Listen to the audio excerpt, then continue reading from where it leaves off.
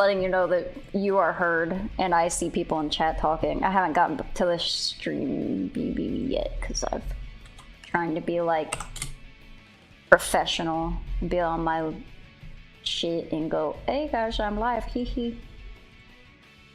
Oh, you're posting a live notification. Oh, yes. Yes. But people can hear us right now? Yeah. Well then, Golem, my precious says, how are you doing on this fine day? I would say I'm doing pretty good. How about you, Jer? I'm doing good. I just had my little nap, so that was nice. Oh, good. I'm glad you had a good nap. No nightmares, hopefully. No nightmares, not a one. I don't know if I even had a dream. Maybe I did. I don't remember it though. You have a dream to have a really good animation month. That is my dream. And I think I have faith that it will happen. That will become my reality. We're starting strong, I feel. Also, how are you, Golem? Yeah. How's everyone else in chat? How is all of chat? How are you doing on this lovely first day of May? Golem says that's nice to hear. I'm doing fine. A little bit tired from dancing all night yesterday, though. Ooh, that sounds like fun. Were you doing strategic dancing, like learning dances? Or are you, like, dancing in the club, like having a good, wild time? He was in a club. Oh, hell yeah. He's at, I believe he said a disco or something of the like. What? That's so cool. And 4X said that they had a barbecue. That's nice. Oh, what a fun little get-together. It sounds like you guys had really eventful middle of the weeks. Like, I feel like you don't usually expect to have such fun get-togethers midweek. At least I don't. I usually just expect everyone does everything on the weekend, and the week's a wash. Golem says, oh yeah, I danced at a techno club with like 10 other friends. Oh damn, that sounds fun as hell. It does sound like I want to go to a techno club with 10 other friends. They said, and I'm gonna do it again on Saturday. Hell yeah, you're living the life. I hope you have just as much fun Saturday. But I understand you probably need to rest up after all that dancing. Dancing's so fun. I'm bad at dancing, but I still be wiggling. I'm a wiggler. Yeah, I feel that. I don't think I'm like a good dancer, but I have a fun dancing. You can't stop my groove. All right, you are no longer being suppressed. I'm not suppressing your vision and your image. They can see your sonic sona. Yeah, I'll be working on redesigning my Sonic Sona today, because it's still the short-haired version. I still need to get a couple references up. I need to get up my first Sona as a reference. Somebody I should be all good. Just, I don't know what, is doing something with their car. They're gonna go, they're revving. Revving is the word I'm looking for. Oh, that's what that, it's like very distant muffled sound, but it's kind of like a nice ominous noise, like a little like background horror sound effect. Not a background horror. Like, ooh, ooh. Like, oh nice, you're haunted. It's just the souls of the damned. You're in the gates of hell. No need to worry. Ooh. I gotta fix something, cause I need this to be seen. I need the people to see what you're doing. But I also need to be able to see chat. Aw. Toxic Banana says, 2 amazing people in one stream? Who thinks of that? We did, because we're so amazing. I'm really glad that you noticed. How are you? Yeah, how are ya? We have so many amazing people in chat. I think that's pretty marvel. That's a good start to the animation. Yeah. All right. Oh, and Golem and Precious says, it was very fun. I'm the goofy smiley type on these nights, and I always end up chatting and dancing with random people whom I mellowed with my happy vibes. Oh yeah. I'm glad you're able to spread some happiness and some good jams. Yeah, we love that. We love spreading the good vibes and being cool. Anyway. So what are you planning on working on today? Today, I'm still working on the same shit I was working on. My little music video. Maybe I'll get a frame done today if I'm feeling wild and crazy. Yeah, I'm trying to think of the word that people usually use to end that sentence. When we It's were not. prepping, Yeah, it wasn't it's not frisky. Like Maybe I'm like, it is is that frisky. if it chat? Let us know. Is it frisky? I'm like, I'm So feeling. I was like, a oh little... man, if I'm feeling frisky earlier, and I was like, I don't feel like that's the right word. I think Maybe it it might is. be. That's the thing. I think it might be the word. I don't feel like it should be. Like, Yeah. I don't know that that's right. It's Toxic Bandit says, I've Okay. never frisked before, so I don't know. Never That's have I fair. ever done a frisk. Maybe that's why we're all like, that doesn't sound right. Because we're friskers over here. Yeah, don't look like a frisker to you. Disgusting. Ain't no cop. Wait. Have you ever been frisked at one of those airport security things? No. I mean, they've given me like the pat down because one time I was very stupid. This was completely my fault. I accidentally brought number 1 pepper spray to TSA and number 2 a straight up switch knife. Oh no! Yeah, I was I'm like, so sorry. well, yeah, I was like, oh god, because I was like living in like downtown Atlanta, so I just like had them in my purse, and I straight up just didn't think about it. And they looked at my, weapons, and they were like, and they looked at me, and they looked at my weapons again, and they were like, you can't have these, right? I was like, yeah. I I do. do. Unfortunately, no. I'm so sorry. Yeah, I was like, take them away. I'm sorry. They're gone now. My pink switchblade that said psychotic bitch on it Oh my is god. now Even more alarming. I know. I was like, goodbye. Like, this is the most reasonable location to lose these items. Yeah, The golem I'm says like, that your swag was at least 100. So, it was worth it. swag. Well, yeah. Here's the thing. If it could have. I am very lucky in that I am white in America. If I had been any shades darker, it would have been an issue. But because I have that privilege, I just got to. They just took my shit, and I got to walk away. Yeah. So I I'm mean, like, I'm happy for you, but yeah, it does suck that it's like anyone else might have had a way worse situation there. yeah. I'm like, whoops. Oh, Also, you My have shit's some too cool thick. questions for Animation Week, and I was curious if do. you were going to answer them yourself.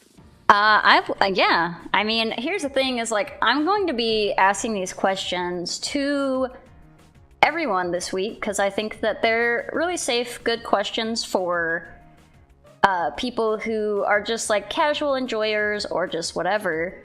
So I am probably going to be answering these questions based on like the day, since I will be asking it at least 20 days. Yeah, there's a good chance you'll be like, oh, hey, like I'm going to bring up my answer. Yeah. But And hopefully chat will bring up their answers. oh, of course. These are questions for all. It's an open invitation yapping. We all So love animation here. yeah. And what's not to love? So let's get into something a little easy, or maybe it's hard. I have a hard time answering questions like this. But what is Banana, no spoilers. No spoilers. Yeah, Banana's gonna be on. Maybe on the 8th. Maybe something to look forward to on the 8th. And something else to look forward to is it is Banana's birthday. Birthday on the 8th. Happy early birthday. Yeah. Well, thank you, Iwan, Lucas. Thank you for popping in. We are animating, and we're about to talk about animation. And thank you for liking the PNGs. I usually have a full model, but when I'm drawing, I have a hard time looking at the camera, so I don't have it up. Any old way. What is your favorite animation? Can be a movie, it can be a show, it can be just a random YouTube video that you saw. So what I sent you these questions ahead of time, and I know that you thought about it. I did. So, I was like, especially wanted to think about them right before stream, because I was like, what if there's one I can't answer? And luckily there was one. I was like, thank goodness I looked at this before stream, because I had a hard time thinking of it. But from what your favorite animation is, that one's easy. I feel like I've got favorites in different categories, like favorite movie, favorite cartoon, favorite animation, or favorite anime. And then you mentioned like, oh, it can be like a Disney movie, and it made me think like, oh, I do have a favorite Disney movie. And that is also a semi-recent development, because I never really had much of one growing up. But I guess for favorite Disney movie, specifically, it'd be Turning Red. And once that came out, it really helped, because I feel like I always had to be like, well, I guess it's Lion King, because it's a really good time. But when Turning Red came out, I felt like, you know, like this actually connected with me. Like I actually really loved this one a lot, in a way that made it like an instant favorite. So I'm happy that movie came out. I know there was like some turmoil when it did, and they were like super reluctant to release it. They were all like, oh, well, it's not going to get a theater release, and we're going to try to shove it under the rug. And I'm like, why? This is probably one of your best movies you've ever made. Yeah, I really liked Turning Red. I do feel bad about the, I do feel bad about all the, bad stuff that happened around its release. Like, that was during the pandemic, so it had a rough... It didn't get the theater release, and then, like, people still didn't know what they were doing with streaming, and... Yeah, because you're right, it's a really good movie, and it came out during a very unfortunate time. Yeah, and like Disney didn't promote it at all. There was just like it was a messy time. I guess I forget that the pandemic may have played a role in it, because for some reason I thought it was post-pandemic. Not that COVID's really gone, but well, I don't know why I thought it was closer to a safer time. It might have. I don't know. I would have to look at it again, but I do think that it was either during or shortly after. And Bananas, there was a pandemic? No, that's a fake thing. No, but that would have been horrible if that happened. Yeah, thank goodness we didn't have to live through that. Yeah. Also, welcome. What do you mean in 2020 Sinclair. never happened? It wasn't even a whole year. No. We all time warped. As we should have. But yeah, honestly, I guess I do feel like the pandemic carried until like at least 2022. Let me look up when Turning Red came out. And even after that, nobody really knew what to do with like the theaters for a while after the pandemic. Yeah, because it came out March 2022, and like they were doing movies at the time, so I remember being kind of miffed that this one didn't come to theaters. But it was like, I don't know. Even then, I was still kind of like on edge about it. Like I was like, do I go out? I don't know. But I was kind of like, let's give people the opportunity, because they were doing other stuff like that Elementals movie. I think came out around that time, or what's that one that was like? Elementals came out like a year or two after, I believe. What was the one that was the like water in the fire creatures, and it was like an animated movie, and they wanted a date, but she's fire and he's water? No, that's Elemental. Oh, okay. Maybe I got my shit mixed up. Because I know Elementals is also like a Marvel movie, I think. Oh, yeah, I guess there is like an Elements Marvel movie. Oops. But I would say Turning Red was a good time. It did come out at a bad time. But Also, there was like all the controversy around it, but I was really glad when I got to watch it with my grandma and my mom at the same time. So we got to watch as like 3 generations, and it kind of like features 3 generations in that movie. Yeah. And my grandma is of the generation that watches annoying people sometimes online, and they're like, turning red's bad because it's about all these progressive ideologies. And so my grandma was like, I don't know if I want to watch that because I heard it's like woke garbage or whatever. And then we watched it and she was like, that was really good. I actually don't know what the people I'm listening to are talking about. And I'm like, you should question them, actually. You shouldn't watch the people that you watch. Yeah. Don't watch them. They're stupid. You can tell because you liked this movie and they're dumb. Yeah, if they were rewarding you from a Disney movie and you watched it and it was just a Disney movie that was a good time, then like maybe you should question them. Like, what are they getting beef about? Yeah. Why are you guys mad? Get over it. You're stinky. Just enjoy the film. It's great. There's a cute little red panda in it. The mom red panda's adorable. Yeah. I liked the mom. I didn't... I remember, I'm so fucking mad. What are you mad about? Brevs came in to be so fucking mad. I'm so fucking mad. What's grinding your gears? Yeah, what's up with them gears? They grinding. But, yeah, no, it was a good movie. I was like, I only saw it like once, and I remember being like, yeah, this is some growing up cringe action. You about woke Disney movies? Remember when Disney was woke? Never. Golem says, usually it's better to forge your own opinions independently from the politicized lecturers. Yeah, I would say that. Especially about like just a cute little movie. It's such a good time. Yeah. I love the scene where she's drawing like ship art of her and the guy at the register or whatever. I'm like, man, so funny. I've totally been there. That's like, what I'm saying. Wait, I'm like, I can date Link in my own art. 100% draws me like dating Link a million times. Your name here, Fick. Oh my gosh, it's so wholesome, and like her friend group is so cute. They're just like looking out for her, and they're doing their best. I'm just like, this is such a good time, man. But that's my favorite Disney movie. My favorite movie is probably the Into the Spider-Verse since it came out. I watched that in theaters like 1 billion times. Yeah, Into the Spider-Verse is really good. And the sequel I thought was also good, but I think I only watched that one twice in theaters. But I did like it, but I was kind of like, honestly, if they never continued the series and it was just the first one, I'd still be content. I was like, this was a great time. The music, the characters, the animation, everything about it is just so... Like, it made me so happy, and it made me excited for the direction of animation, which it clearly has impacted animation, like, a ton since then. Because everyone was like, oh, that was successful, like, they cut frames, and they added 2D elements, and you can, like, merge all these cool styles together, and then a lot of things started doing that, and everyone started referencing, like, oh, you know, this looks very Into the Spider-Verse, and it was kind of cute to see that become, like, a coined term, almost. Yeah, no, it's awesome, because it did change, like, the animation landscape.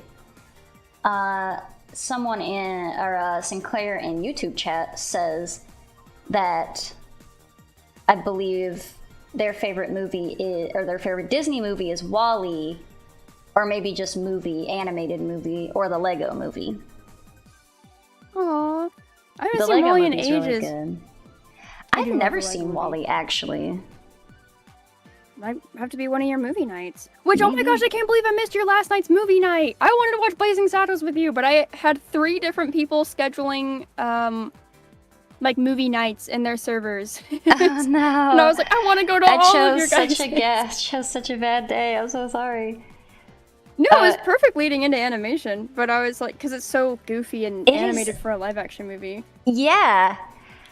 Oh, thank you. It's, I drew, me, and I drew Ray, and I guess a little bit of a spoiler, you're gonna get one too, Miss Toxic Banana. Oh yeah, you captured all my best angles in a really good style. It's so cute. Angle liking. I love them. Yeah. And you can use that for whatever you want. I know that, I try to, like, be nice, especially when people are, like, helping me out with like events like this whenever I try to like do these big extravagant things with like a little tiny gift. Like those drawings don't take me too long, and number one, it's nice for me because I can use it for branding, and number two, it's like a nice little gift. Like you guys can use it for if you have a little promotional thing, or if you just are like, I like this and I'm putting it in the corner. Like whatever you want to use it for. Aw, well, I know we all appreciate it. Thanks for always making us feel so welcome here. I try. I'm just a little fellow with vibes. I'm just trying to have a good time and celebrate animation. And celebrate my wonderful guests. Well, we and love my celebrating you in friends. animation too. Eve. Miss Toxic Banana says, also, Ray, I love how your model puts his hands out when you talk. Thank you. Yeah, I was like, I was looking up like Mega Man references, and they have like all these cool like character, what do you call them? Like turnaround sheets, I guess. And Yeah. they had like all these different like hand like expression model sheets and stuff like that. And I was like, I know I'm silhouetting these hands, but the way that they do them is so fun. I wanted to have them both closed and open. That's fair. I've never tried to draw on like the Osamu Tezuka style, but when I saw that Tier had like this like retro like Western cartoon vibe, I was like, ooh, maybe I'll do like retro Eastern cartoon vibe. Hell yeah. I saw that and I was like, oh, it's like Astro Boy around like a similar time period. I was like, that's so And you cute. know what? That's Osamu Tezuka, so I feel like Yeah. that bodes well for me. Yeah, because you said Osamu Tezuka, and I was like, oh, is that the Astro Boy guy? I was like, I'm such an uncultured swine. I'm sorry. I do feel a bit like a poser because I've only seen one Osamu Tezuka content, but like I had to write about him so much in school because they would make you do these they like write an essay about anything, but it has to be super informative and only from these topics. And whenever anime was broached, it's like impossible to talk about the history and impact of anime without bringing him up. So it's like, all right, well, I know of this man. He's like the god of anime or whatever. Yeah. The godfather of anime or manga. I've also seen manga. Yeah. His style is really fun. But the only thing I've seen from him is Metropolis. Have you ever seen that movie? No, I have never seen it. I've only ever heard whispers of its existence. It's a very wild time. It is upsetting, but also really cool. You know, does sound like something I like. Upsetting but cool. It's very awesome visuals. Yeah. What was I? You remember him by the... No. That's, Anime Was a Mistake is Hayao Miyazaki, which is the Ghibli guy. Oh, my precious says Fritz Lang, German Expressionism. Fritz Lang. Let's see who that is. Is that is that just an artist, or is that an animation? I don't know. It doesn't ring any bells for me. Unfortunately, when I went to art school and we learned about animation around the globe, we learned about American animation for like 7 of the 8 weeks, and then the last week they tried to cram every international animation into 1 week, and I was like, come on, guys. So there's another movie called Metropolis by Fritz Lang, but Oh, that's right. So the Osamu Tezuka one is like a remake, because I think the original one's from the 60s, and then the Osamu Tezuka one's like a bit later. So this one says it's from 1927. Okay, then maybe the 60s one is the remake, and then 1927 is the original one. Yeah, this is these appear to be live action. Yeah. I don't think it was originally an animated movie, but it was really cool in animation. Yeah. Miss I Toxic Banana says, yeah, I went to art school, stepped in and got denied financial aid. We take the wins we can get easy. Damn. Oh. That's rude. Oof. You should be able to learn the arts. I guess you're learning the arts here now. We're all learning the arts. A little mini animation history about Awesome Tezuka.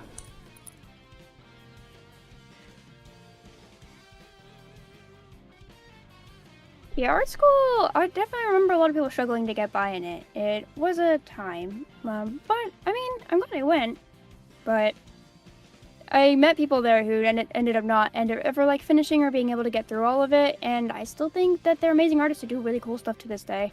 So it's like, finishing and getting through it definitely wasn't a prerequisite for getting to where you needed to go, though it is very frustrating to have been barred from an experience that you really wanted. So, Yeah, I don't know. I guess my condolences. That's annoying. Yeah, do not like 0 out of 10. Stinky on the smelly meter. On the good smelling meter, I would say my favorite anime. Now we mentioned Osamu Tezuka is Tokyo Mew Mew. This is probably almost no one's surprise. I don't know how much to talk about Tokyo Mew Mew, but for some reason in my head it's a lot. I feel like every conversation leads to Mew Mew. Yeah, I feel like Mew Mew is just like part of my soul. So like if you know me, even if you don't know Mew Mew, you're like, I feel like there's an anime out there called Tokyo Mew Mew, and this guy likes it. This guy fucking loves Tokyo Mew Mew. It's like his shit. He loves that shit. I do love that shit. That's it's like just a classic Maho. It really like does that perfect formula in the 2000s era. I don't know. It's a good time. I love Tokyo Mew. And it's got like cute endangered animals as like the premise. As like, you know, every girl like harnesses a different endangered animal, and it has like this like save the planet vibe to it that I think a lot of Maho should have. Or at least like a lot of those planetary savior shows. I feel like having that Earth vibe, I'm like, well, that's the planet you're saving. Why not? I do think it's funny that Sailor Moon's like, we saved the planet, but they're all like themed around other planets. I don't know if there's like an element of irony there. I don't know. I want you to know that as long as I've known Tokyo Mew Mew exists, I didn't know that they were fashioned after endangered animals. I thought... Yeah, they're not great at letting you know that, but it is the premise. Oh, okay. I was like, I mean... Cat. I was like, I guess, I mean, there's the Idiomote Wildcat. He's the what cat? The Idiomote Wildcat is a cat that got taken to Okinawa, Japan to hopefully control the like species there. I think they wanted him to get rid of certain snakes, but they're actually cats that are supposed to be eating like red meat creatures, and so then they started having an issue. But then I guess they ended up adapting and getting used to having more of like a fish diet, but also Okinawa's not that big. I feel like as a result, that might have hindered some of the Idiomote wildcat species, and it is endangered. It's currently endangered though. Because this was back in early 2000. So maybe they've made successful efforts since then. Who knows? I don't. I didn't even know that she was fashioned after that, and this is my first time ever hearing of an Imamoto wildcat. They're super cute. They're really small, little sea cats now. Aww. I love them. It was only more recently that I found out that they were Okinawan cats, which I'm like, I feel like I should have known that. I mean, you can't know every single thing in Okinawa. No, but I feel like but I want Okinawa to. My favorite anime. I feel like those are two overlapping things I should have known that they were associated. Nah. I mean, you do now. That's true. I eventually learned. But I think then there's the lion tamarind monkey, the gray wolf is one girl, and then I think it's the blue lorikeet or something like that. And then it's like the finned porpoise, I think is the green girl. But they're all different little endangered animals, and that's why they like save the planet, is because they're like, we thought if we fused you with the DNA of animals that are currently doing their best to survive, then you'd help the planet survive with that like instinct to keep existing. And I'm like, well, that's wholesome and sad at the same time. Mankind, please give a shit about these animals, please. Me, a 12-year-old girl, is telling you. Yeah. Please. Also, like, the main guy she likes to date, from, Is like, he an animal basically too? episode 1. he's not an animal, but he's like a huge nerd for the planet. To the point where like I liked her as a main character. No. He's also just a 12-year-old, I guess. So I don't know how he'll age, but you'd have to watch the show and tell me if at the end you think he might be. But he is a huge nerd for saving the planet, and originally she's kind of got this vibe of like, why the hell is this my job? I don't give a shit. I just want to date this guy and have a super normal life. And he's like, wow, saving the planet's so cool. It means a lot to me, actually, and it's part of who I am. And she's like, wow, isn't he hot when he talks? And I'm like, isn't he hot when he talks? Oh, wow. I love when he yaps like this, and it's like, girl, you saved the planet. But she's like, I don't give a shit. I want to date my boyfriend. And he's like, the planet's so important. And she's like, and maybe he should have been the he should have been the magical girl who's saving the world. He would have loved to be an Imamoto cat. He would have been stoked. He'd be like, a chance to save the planet? In the manga, I like how goofy he is about it, because she's like, no, he's gonna take me on a date. He's like, I'd love to hang out with you. There's something only I feel like I can ask you and trust you with. And she's like, wow, he's taking me to like a cool location that like he only thinks I should go to. A secluded location that no one knows where it is, far from civilization. Not a red flag at all. But what he takes her to do, he takes her to like clean up pollution out of a river, and she's like, I thought we were gonna go on like a nice date. And he's like, it's what so could be nicer sure than no trash in the river. What could be nicer than saving our planet? She's like, all right, at least I'm alone with him. But she doesn't give that much of a shit about the planet. It takes a really long time in the series for her to be like, oh, this is the planet that like all the people I care about live on. And it's also kind of sad to see all this pollution and stuff. It is a bit of a bummer. Like, you know what? This is really bumming me out. Yeah, maybe we should take care of the planet. Also, hello, Addie. This is a new PNG. Thank you. Yeah, he made it just for the occasion. He got dressed up. I did.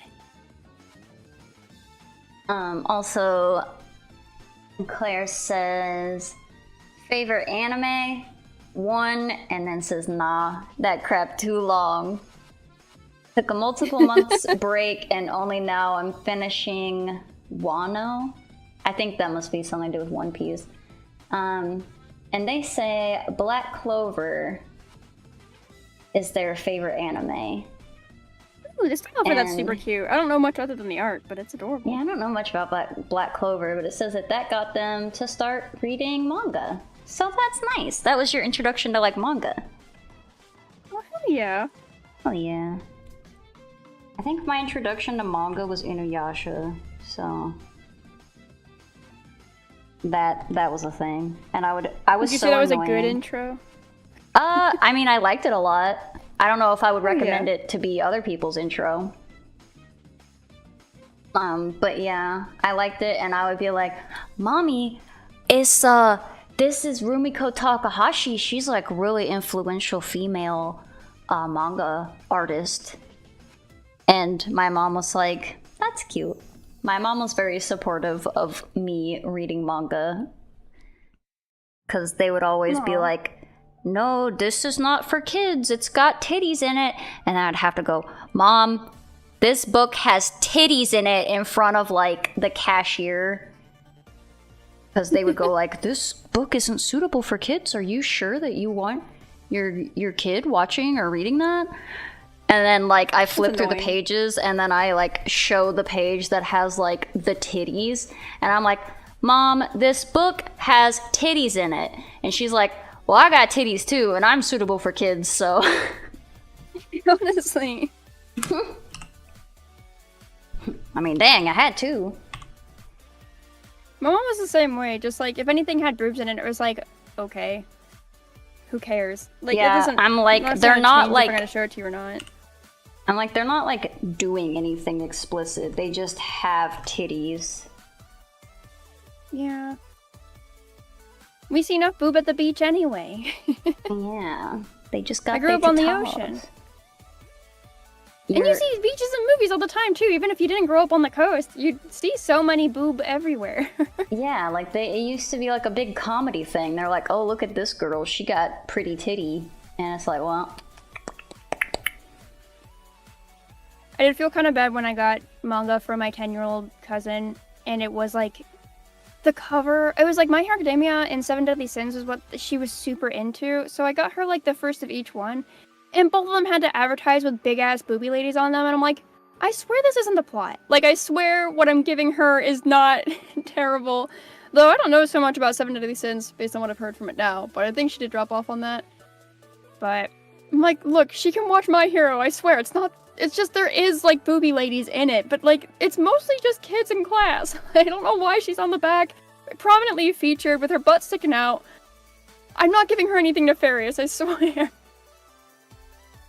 The artist just likes to draw this shit, okay? It's not even like a story beat. It's just, they basically just did fan art of their own character. I don't know what to tell you. They were just having fun.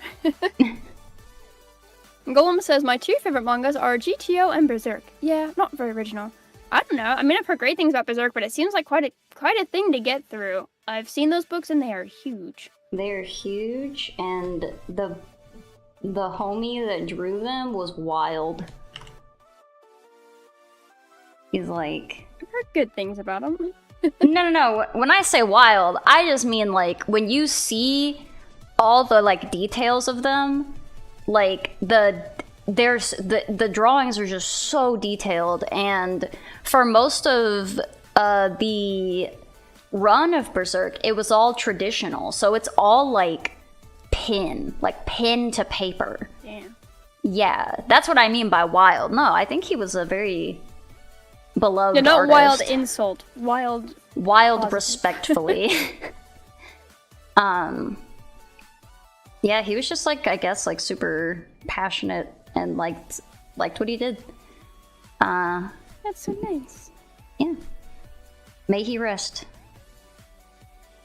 I don't know what GTO is, but in my head I keep trying to make it like paid time off and Grand Theft Auto, but spelled wrong. It's a great teacher O something. I can't remember the O part.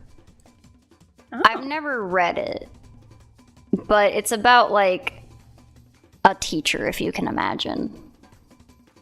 What? Yeah, it's about a teacher that's like, I guess, a really good teacher.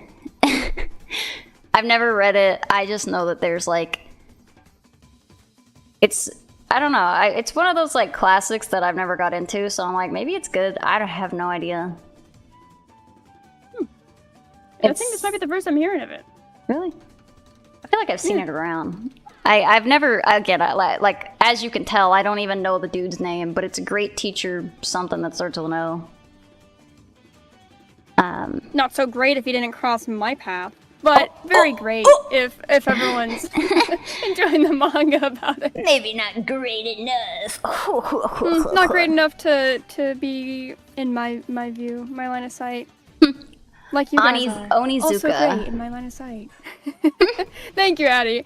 And Addie says, first anime I really watched was Angel Beats on Netflix, and in middle school they had manga, so I read Fruits Basket. Oh, nice! They actually had the Fruits Basket manga at your middle school? That's so cool.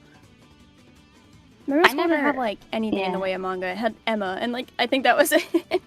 I don't even know if my I went to my local library to get manga when I was little. Like, I would read the manga, and then I'd make sure I would like it, and then when I would get, like, allowance or, like, birthday or whatever, I'd be like, can I get a manga, mommy? Can we go to the comic book store and I got manga? It's like, yeah. Aw. I love that. I have, like, nostalgia for that when you get good grades or you get, like, some sort of income that allows you to get manga, and you're like, it's just like a wholesome memory. Yeah. Like, what I want to get the next volume of this, and I want to know where this story goes and stuff. Yeah, luckily I guess that still happens as adults, but it was just nice to be able to, like, make such an event out of it as a child. Yeah, it's nice. It was more of a... It was a cool thing. Also, I will say I'm glad that, like, our comic book store did, even though I thought it was, like, funny, and I always was just like, hey, mommy, here's titties. like, in retrospect, I'm glad that they, like, kept my mom informed. That wasn't appropriate for kids. Because I'm like, you know what?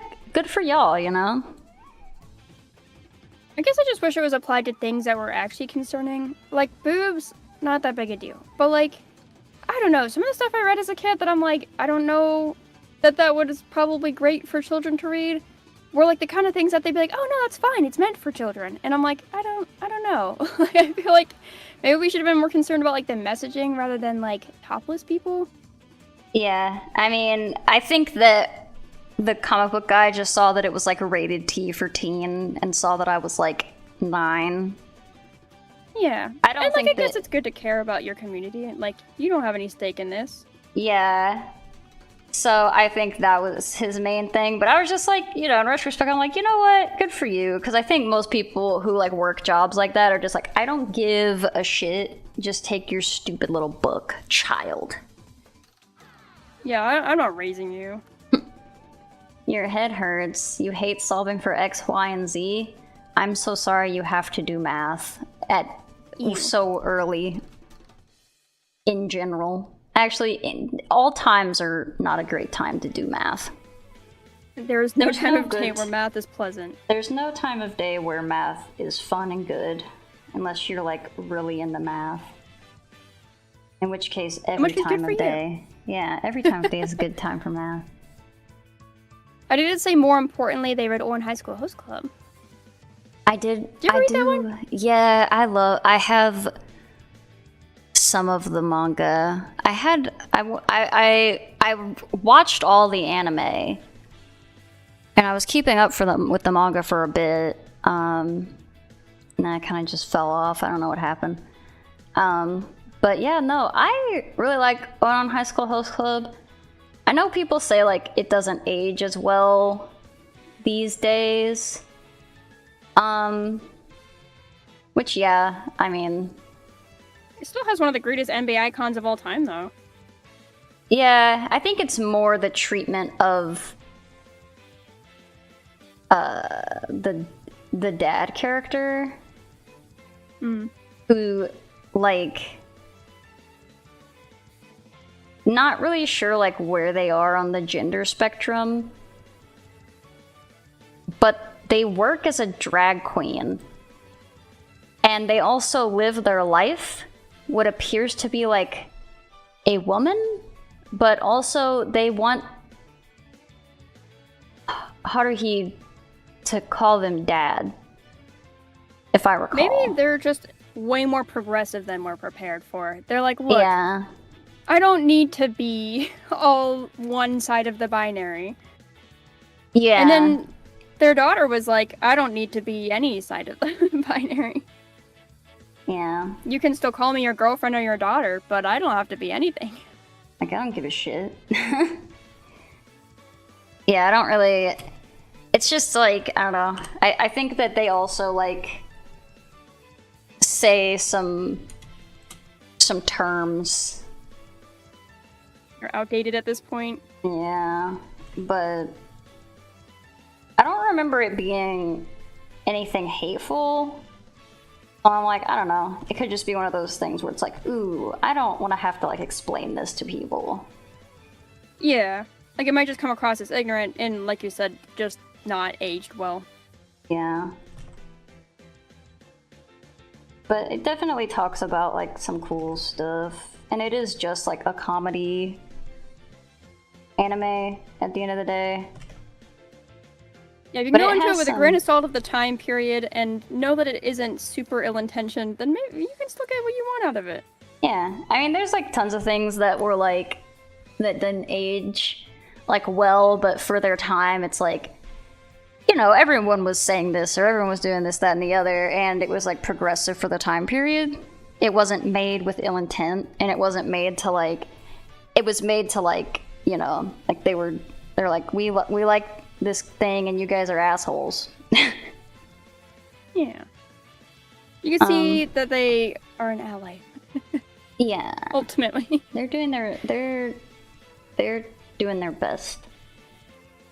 So let's Golem see. says, those two mangas features very mature content. It's for adults and stuff, but the library of my city is featuring them at the children teen section. So I got traumatized a bit early on by those, but ended up loving them for the plot and the drawing.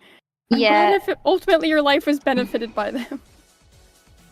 Yeah, I think that another unfortunate thing that happens, which is also why I was like, yeah, that comic book guy was like very smart, because most bookstores or libraries will see like cartoon drawing and be like, oh, this is for kids. Yeah. Which is like not when true. Like Berserk is not for children. And I think that yeah, Berserk is definitely not for children. Not at all. But yeah, he was like, comic book guy said, you're not gonna trick this woman into this cartoon thing, child. I got you. He thought you were a heathen. He thought I was a heathen. He thought I was gonna trick my poor sickly mother into buying me pornography. Like, no, don't worry. It's just topless people. Don't worry, it's I'm sure there's other themes in Inuyasha that might be, like, not great for a young mind, but nothing that I think is gonna really hinder you. Nah. Tokyo Mew had stuff like that too, where I'm like, ooh, I should not have learned that as a kid, but it was made for children. That's a kid's show. Yeah, like, this is an actual, like, made for little, like, you know, demographic is little girls. Obviously, anyone can enjoy it. And yet it still had imaging or, like, messaging that was not maybe good for little girls. Very true. Like, she tries to kiss the guy when he's asleep, and I'm like, this is not a thing, but this is a trope. This is an anime trope. But this is not a thing kids should learn is, like, romantic. Yeah, she doesn't kiss succeed people in their sleep. But there's not enough of the show that tells you that that's not a good idea. That she should. It's like, oh, she doesn't succeed because funny shenanigans. But it's like, it's not like she doesn't succeed because she shouldn't have done it. Because it's bad. And I got Sinclair says, the only reason I got the Black Clover manga is because the anime stopped shortly after the time skip. So the manga kept going after the anime stopped. I see. Oh, dang, is the anime just done now? I didn't think that the anime... I think the anime just has, like, the one season, but I could be wrong. Oh. Your favorite... They're so popular. Yeah. I'd have to look it up. Your favorite graphic book is The Cast of Meta Barons by Alejandro Jodorowsky. And illustrated by Juan Jimenez. Those drawings are so breathtaking. Aw. Wait, nice. why does Juan Jimenez sound really familiar? It could be Jimenez. It's a G, so maybe it's a... I don't know why I said it like that. There's no... Well, not so much precedent. The pronunciation, just like the name of the person is familiar. I feel like they're like a legend or something. They have a very detailed, fantastical style. I'm Googling it. I spell it wrong. Like Addie asks, what forbidden child knowledge did Tokyo Mew teach you? It was romantic to kiss people in their sleep. Don't do that. But it wasn't just Tokyo Mew. Even Bleach and like other anime did that shit too, and I'm like, that's not a good thing to teach kids. Also, there's a lot of weird ass age gaps in like young romance anime that also shouldn't be taught to children. That's the Inuyasha thing. I'm like, yeah, probably not that, but I wasn't... My brain was not, I want an older man. My brain was like, I want Inuyasha specifically. Exactly. That's how I felt when I watched Shigokura as a kid. I was like, I don't want to date a high school boy as an elementary school student. Do I want to date this high school boy in the screen? Yes, absolutely. I want 2D or no D. Ever since But even things like... baby. Yeah, I'm sorry. If you're not 2D, then you're not in my D. Yeah. I mean dimension, but I realize that can sound different. Both. You're not in my dimension. Forex says that we're talking about stunning art, the manga by Tsutomu Nihei, especially the older stuff.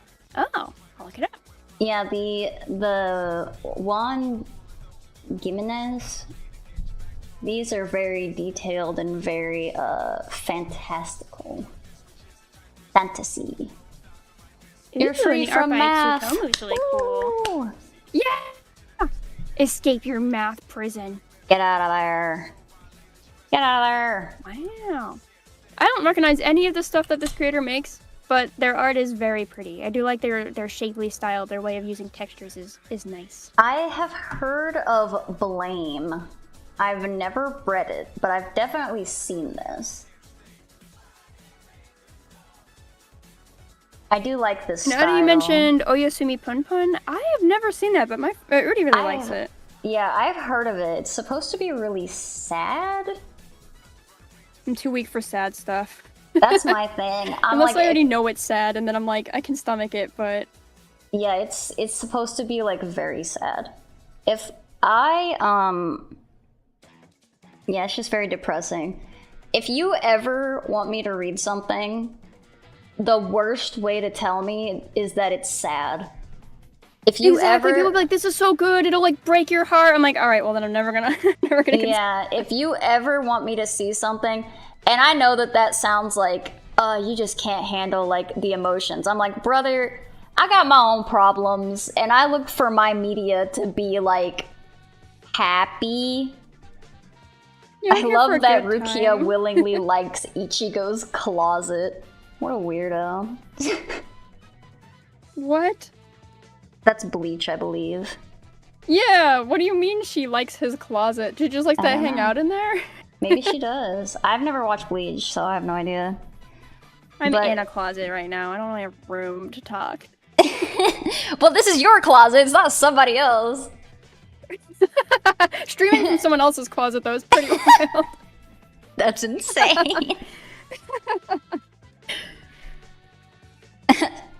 Coming at you live in someone else's closet. The forecast in so-and-so's closet today. Lots of gray. They need more color in the wardrobe. What are you doing here? Sometimes the most beautiful roses grow from piles of decomposed vegetables. No, I'm sure. I don't have anything against sad things, and I've like most of the things that I've seen that are depressing or sad, I would classify them as being really good and like really compelling. But I'm also like, I am almost never in the mood to be sad. Yeah, I feel that. I don't think it's that. I just don't. They're like, oh, this is so sad. It wrenched my heart out, took a bite out of it, threw it in the street, threw salt and lemons on it, and I'm like, oh. So don't watch it. Sounds rough. Yeah, this is a warning. This is a warning. Set it on fire. Like, oh god, I don't know if I want all that. Like, tell me, like, that it's deep and that it connects with you and that there's characters that you can relate to. Tell me that it has good character writing. But once you tell me it's, like, so depressing you won't recover from it, or, like, it'll haunt you forever, I'm like, alright, well, see, that's a warning. Tell me the other stuff instead. Yeah, like, this, if your selling point is it's sad, I'm like, ooh. Like, if I ever recommend someone, I'm like, okay, I like this, I like this, I like this. And then I get into, like, it's kind of sad. So just be willing for that. Or, like, I like a lot of things that have, like, gore or violence. So I'm like, it has all this other stuff, but also just be warned, it also has this. So if you're not in the mood for that, don't watch it. Yeah. But it's like, yeah, definitely not a selling point. I don't know many people who that is their selling point. Like, I don't know a lot of people who are like, ooh, it's depressing and it'll rip me apart. That sounds like a great time. But, like, I feel like I see people selling things that way a lot online. And it makes me wonder, like, who is the target audience? Who does see that and is like, oh, yeah, I just want to be so sad today. That's great. I will say for a while, I did have, like, someone being like, oh, this is so fucked up. And I'm like, is it though? Is it really? Because, like, I don't know, my threshold for shit like that is, like, pretty big. Like, I'm like, I can stomach a lot. I don't know, dude. I don't know if it's that fucked up. I think this is overblown selling. Yeah, because it's like, even in the most depressing stuff that I'm like, wow, this really did tear me up. It doesn't, I don't know, I guess it doesn't haunt me. There's like this thing I saw recently that was like, you know, at the end of the day, the things that stick with you, it's never the bad parts. It's always the good things. And I was like, I don't know if that's true, actually. But I thought about it, and I was like, I think both stick with you, but it is true that when you look back on, like, time periods, like, I'm like, oh yeah, like, high school, there was so much strife and struggle and, like, emotional instability. But I'm also like, wow, I had so many good memories there. Maybe there is, like, a small ounce of truth to that sentiment that, like, even when I look back on, like, really heart-wrenching content, I'm like, you know, I do usually see a lot of the pleasant parts of it in my head. I'm trying to think. I don't know. Usually, when I think back, I don't know. Maybe I'm probably a bad sample because I had a pretty rough upbringing. So I'm like, I don't know. Like, I think about whenever I was little, I was like, man, that shit fucking sucked, dude. And usually when I think of, like, bad memories, I just keep that shit to myself. Because I don't want to hear that. If you do, I was gonna say you're a freak, but I'm like, I don't know, maybe you're just trying to be supportive. But also I'm like, to go, like, there's a degree of being like, oh, you know, I wouldn't push you away if you told me something sad. And I'm like, and then there's like, no, tell me the sad shit. Tell me the worst thing that's ever happened in your life. I do feel that sometimes when it's like sleepover stuff, I'm like, tell me some dark backstory. Like, I want to get closer to you and bond as a person. Let's trauma bond right quick.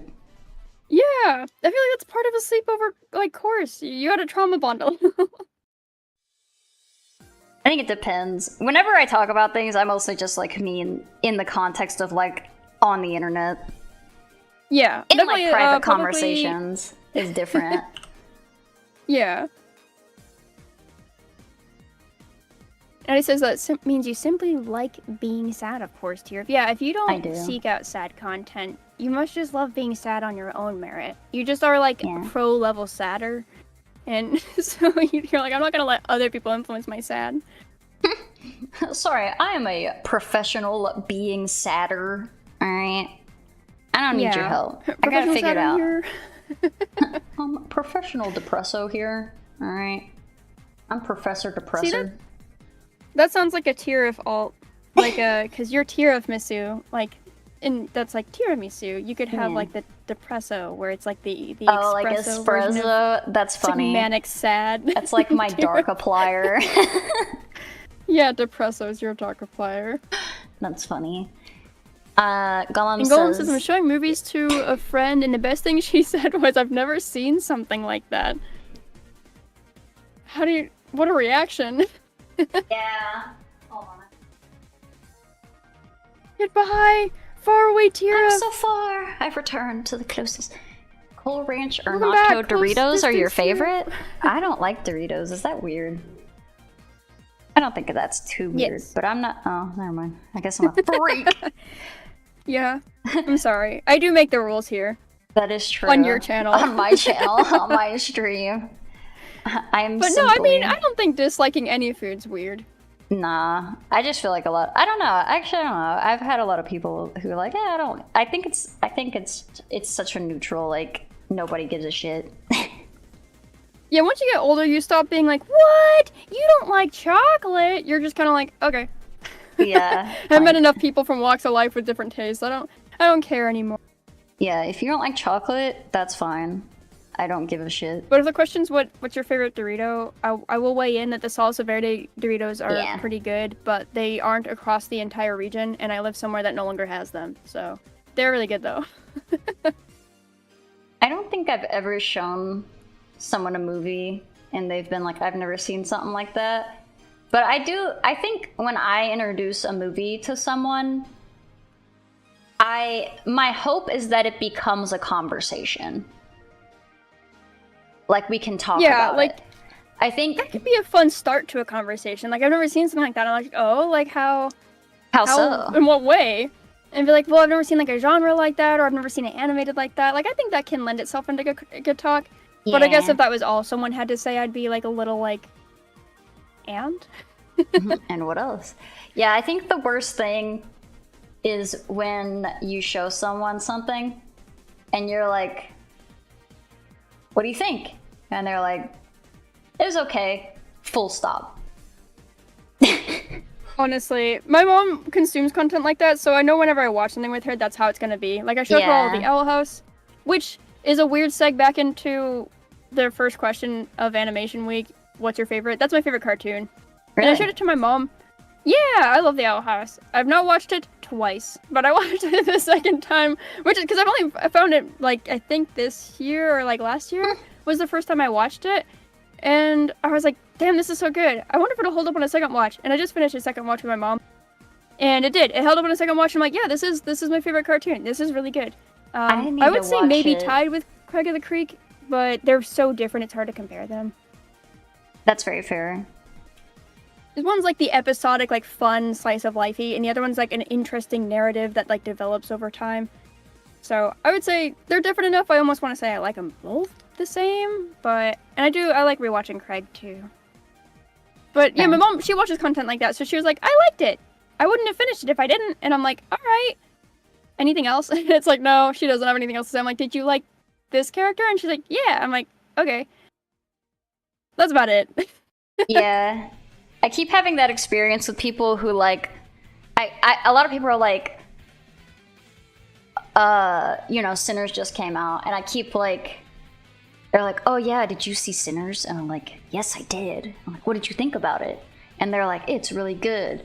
I'm like, oh yeah, like, what was this? What was that? And some people are just like, I don't know, it's just good. I was like, well, okay, fair enough. Yeah, like, some it's people like, well, do get into I'm glad it. we had that conversation. It was really fulfilling. Yeah. Like, not to be, like, spiteful, but like sometimes it's like, oh, okay, cool. No, I don't think it's spiteful. It's just like, I don't know. I guess it is just one of those things. Like, some people just take. Also, the Rukia thing I meant to say willingly stays. Oh, is it just like a thing that she does in the Bleach?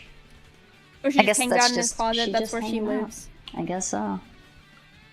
I've only seen like 3 episodes of she Bleach. enjoys it. Yeah. I once had someone Discord share a comedy YouTube vid, and I, like, just did not laugh once. That's the, like, I feel, that's me. My sense of humor is such ass. It is, like, I have the worst sense of humor of all time, because I just won't. I just don't think things are funny, usually. But I'm like, oh, that's a good bit, and, like, that's it. Like, full stop. Says nothing else. Yep. I totally relate, though. I always tell people I don't have a sense of humor because it's like, I don't feel like I laugh at too many things. I don't either. Like especially involuntarily laughing. Like, oh my gosh, that's so funny, it made me laugh. Like, before stream, I was rewatching the Game Grumps Up Dog animation, and that makes me smile so much, and it makes me want to laugh. But even then, I don't feel like I, like, laugh. I don't know. I just feel like laughter doesn't come easily or super often. I don't know. I feel like I laugh in conversation, but it's almost reflexively, not because I'm like, oh, that was hilarious or anything. Yeah. I don't know. No, but I totally also feel like get I'm just that. like, that was a good bit execution, and then you just kind of marvel at how they executed the bit. You're like, wow, that's a good bit. Yeah, that was a good bit. But you're not, like, hollering. I'm not hollering. Like, if I'm not hollering, that shit ain't funny. To me. Like, cause when I think something, like, if I think something is, like, funny, you're not gonna fucking hear me, because I'm not breathing. Like, I have the laugh that is just, like, goes full silent, and then you just hear, like, a sharp inhale. Oh my gosh. Yeah. That's wonderful, though. Like, when someone just cuts off for a bit and you're like, oh, it's because they found it so funny. I think I've been in group chat with you before and that's happened, and I'm like, aw, that's so endearing. Yeah, you've probably heard me do my, like, psychotic laugh in a group chat. It's very fulfilling. Friend laughter Yes. cures the soul. Oh, Eddie also says, from seeing the thumbnail and getting the concept, it was. I already knew I would not like it, but alas. Oh, damn. Oh, from the comedy YouTube video that someone showed you. You're like, oh, I already know I'm not gonna like this. I've been there before. I remember when My Little Pony was like really big, and my friends would show me My Little Pony memes, but like almost like 9.9 times out of 10, I never thought the pony memes were funny. So people were like, look at this like Flufflepuff thing, and I'm like, all right. Like I don't think it's funny, but it's like they put a lot of effort It's into cute. it. And there was one that was like deranged like applesauce with Applejack or something, and it was like a huge meme at the time, and I was like, all right, Okay. but they're like, isn't it funny because they make like really deranged expressions and they act super out of character, and I was like, I don't know. I guess. I can see the appeal, but like, you would see the thumbnail of it, and it's like it's Applejack with her face all scrunched in, looking at an apple, and I'm like, all right, I already know I'm not gonna think this is very funny, but like, I'm glad you like it. I'm hollering over here just from the thumbnail. Oh, I can't wait to see this one. But I don't feel like I've ever been there. I am not fluent in French. My apologies. I'm not even amateur in French. What kind of humor do you have that requires you to be fluent in French? Is it like a show that has like a lot of French puns and you wouldn't get it if you didn't know French? Oh, maybe. I thought he was just saying I that really like whenever he's funny. But all his jokes are like dependent on knowing French. Yeah, they get obliterated in translation.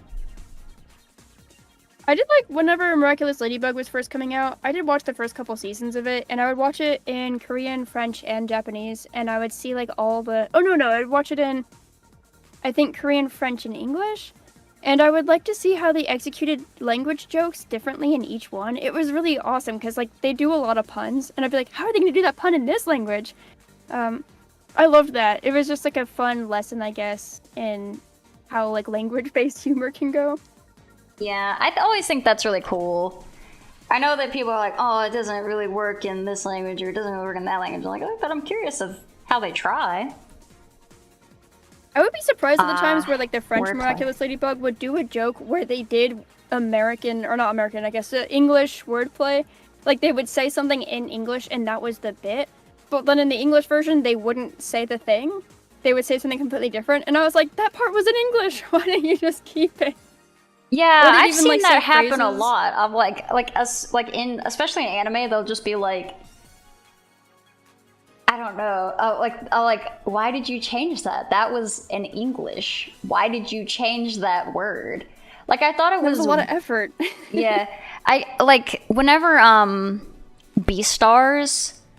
So the main character's name I thought was Lugosi, like Bella Lugosi. When it was officially translated, they translated it to Legoshi, like SHI. And I'm like, You're like, you're overcompensating. yeah, I was Why do like, you do this? I was like, why? Like, you're not gonna Yeah. call. There's a character named Melon. You're not gonna call that motherfucker Marin, are you? No. But that's how it is written in Japanese. Me, I'm shaking my head over here. Yeah. Like, his name is.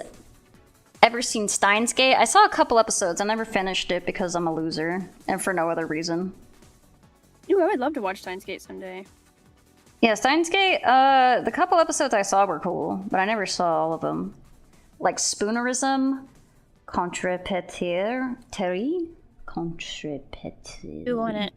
In French. Let me put this in. Is that Spoonerism in French? Yeah. I hate to tell you this, but I don't know that I even know what Spoonerism is. It translates to counterfeiting. Let me look up the definition of Spoonerism. Is it counterfeiting? A verbal error in which a speaker accidentally transposes the initial sounds or letters of two or more words, often to humorous effects, as in the sentence "You have hissed the mystery lectures," accidentally spoken instead of intended sentence "You have missed the history lectures." Oh, accidentally saying I've like a heard of slightly different those. thing. That's like different level from puns, I guess, isn't it? Yeah. It's like it's wordplay. I mean, he didn't say it was a pun. He said wordplay. Golem's I'm a loser encouraging for you no not reason? to call yourself a loser. Oh. I just called myself a loser because I never finish anything. And I don't Maybe have a you're reason for winning. not. Maybe the experience is terrible, and you're like saving yourself from it. I don't Maybe think so. your time's better spent somewhere else, and you're winning your time back on those things instead. Yeah, I don't know. I think that usually I'm just not watching things for no particular reason, really. Just not feeling it. I guess not. I think I just go home and I get sleepy and I go night-night. People will be like, wait, you started that show like months ago, and I'm like, I'll be honest, I only watch shows with like breakfast or lunch, maybe dinner, and that would be assuming I watch them by myself for 3 meals a day, and that I actually do eat 3 meals a day regularly. But it's more accurate that I probably eat 2 meals a day, and that one of those meals is probably spent with my roommate, so we watch a show together that we've both decided on. So really only once a day, and then sometimes like today, I ended up eating my first meal before stream, and like I didn't have time for an episode of a show, so I ended up not watching anything. So it's like, yeah, maybe it's taken me an entire week to get through 2 episodes of a show, and that means I'm not gonna watch this show, or I'm probably gonna be watching this show for like years in order to finish it, while it might take someone else just like a week to get through it all. Yeah, I'm doing other shit. Also, like, sometimes I want to, you know, actually, like, watch things instead of just having them on the background. It's like, they're like, oh, what are you watching? I'm like, I don't know, I've just been putting on YouTube videos. And I'm like, well, why don't you, like, watch something actually while you have the YouTube videos on? I was like, listen here, buddy. I get so distracted, and I just end up watching it. Because I'm trying to actually do shit and not watch something. I just want there to be some noise. For YouTube videos. Yeah. Like, I appreciate listening to the video essay, but I apologize to the editor, who I am sure works very hard on the video essays, but I'm not watching it. I do like having ones that have like higher edits on a second screen so that I can at least glance up and see if something really big has changed. But there are some YouTubers that they have such like consistent edits or like visual gags that I'm like, ooh, am I in the mood to look up that much while I'm doing something? Because I feel like I'm gonna have to look up quite a bit, or I might have to rewind if I feel like something was like a visual only gag. And so I do have YouTubers that I'm like Game Grumps, almost no visual gags usually. I can just put them on and then just like, the visual gag is if something happened in the game that was interesting. But if I'm watching Supermarket Simulator, I don't think I need to look up at all. No, Supermarket Simulator does not require any looking up. It plays on syllables. Sleeping is a reason to not watch a thing. Yes, I do need to be sleeping. Yeah, the desire to like give your attention to the thing you're watching, especially like if it is an animation, back to animation week, which for me it usually is. I don't watch a lot of live action content. I think I watch almost exclusively animation until someone makes me watch a live action content. That is so I don't seek it out, valid. and I don't care enough. I do like some live action content a whole lot. Like I love Breaking Bad, I love Adventures of Pete and Pete, but I like don't seek it out unless someone sits me down and is like, Rain, let's watch this. I just love animation so much. So I usually want to sit and like actually watch every part of it, and that's why I have to usually be like, oh, it pairs with a meal, because my hands are preoccupied just doing mundane eating tasks. No, I also get frustrated though then if I have a food that requires too much attention, like one that you like need to hold really particularly, and like it starts falling apart or whatnot. And I'm like, I get so pissed. I'm like, I want to watch my damn show, but I'm trying to keep my stuffed bell pepper together, and it's really pissing me off. My stuffed bell pepper is everywhere. Yeah, I'm like, I'm trying to delicately scoop this shit onto a fork with all the cheese and the meat on top of the pepper, but they keep falling off because I'm looking up and I don't have perfect balance. And I'm like, damn you, I feel like I'm using the Wii balance board while I'm trying to watch my show. And it's really difficult. That's funny. Rainy, the reason I'm not finishing TV shows, full explanation, yeah, I'm doing other shit. That kind of does... I think that describes us pretty well. I was gonna say... like, yeah. Here's my backstory, and Kira's like, that's just who I am. It is what it is. I don't have reasons, I just do things. Oh, that's why 4X watches stream. I hope that you can watch streams with like background noise, if that's what you're implying. That's such a good use of stream. I do like to put on stream sometimes just to watch while I do stuff. I love being that. I love being a channel that is like kind of just chill in the background. Maybe you're like, oh yeah, I like hearing about like these cartoons or whatever, or like I think somebody said that they've been watching the Sonic Adventure playthroughs when they're sleeping, and I'm like, that's amazing. Oh, that's so nice. But so then also awesome. I'm like, I be screaming, dude. I hope I'm not waking you up. You wake up to your despair about not getting S rank. Or my despair of like, because you know Sonic Adventure 2 is so glitchy, so like I just oh my god get fucked by like some collision bullshit, and I'm like, no.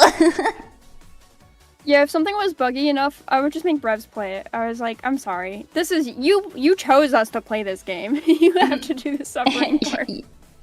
That's fair. I was gonna say we play Wind Waker. You were insistent we play Sonic Adventure 2. So if we're suffering, it's on you. But I actually do the same thing. Now that we're playing Wind Waker, if anything is annoying her enough, I'm like, I'll just do it. Like, I got you. That's so fair and so valid. Like, yeah.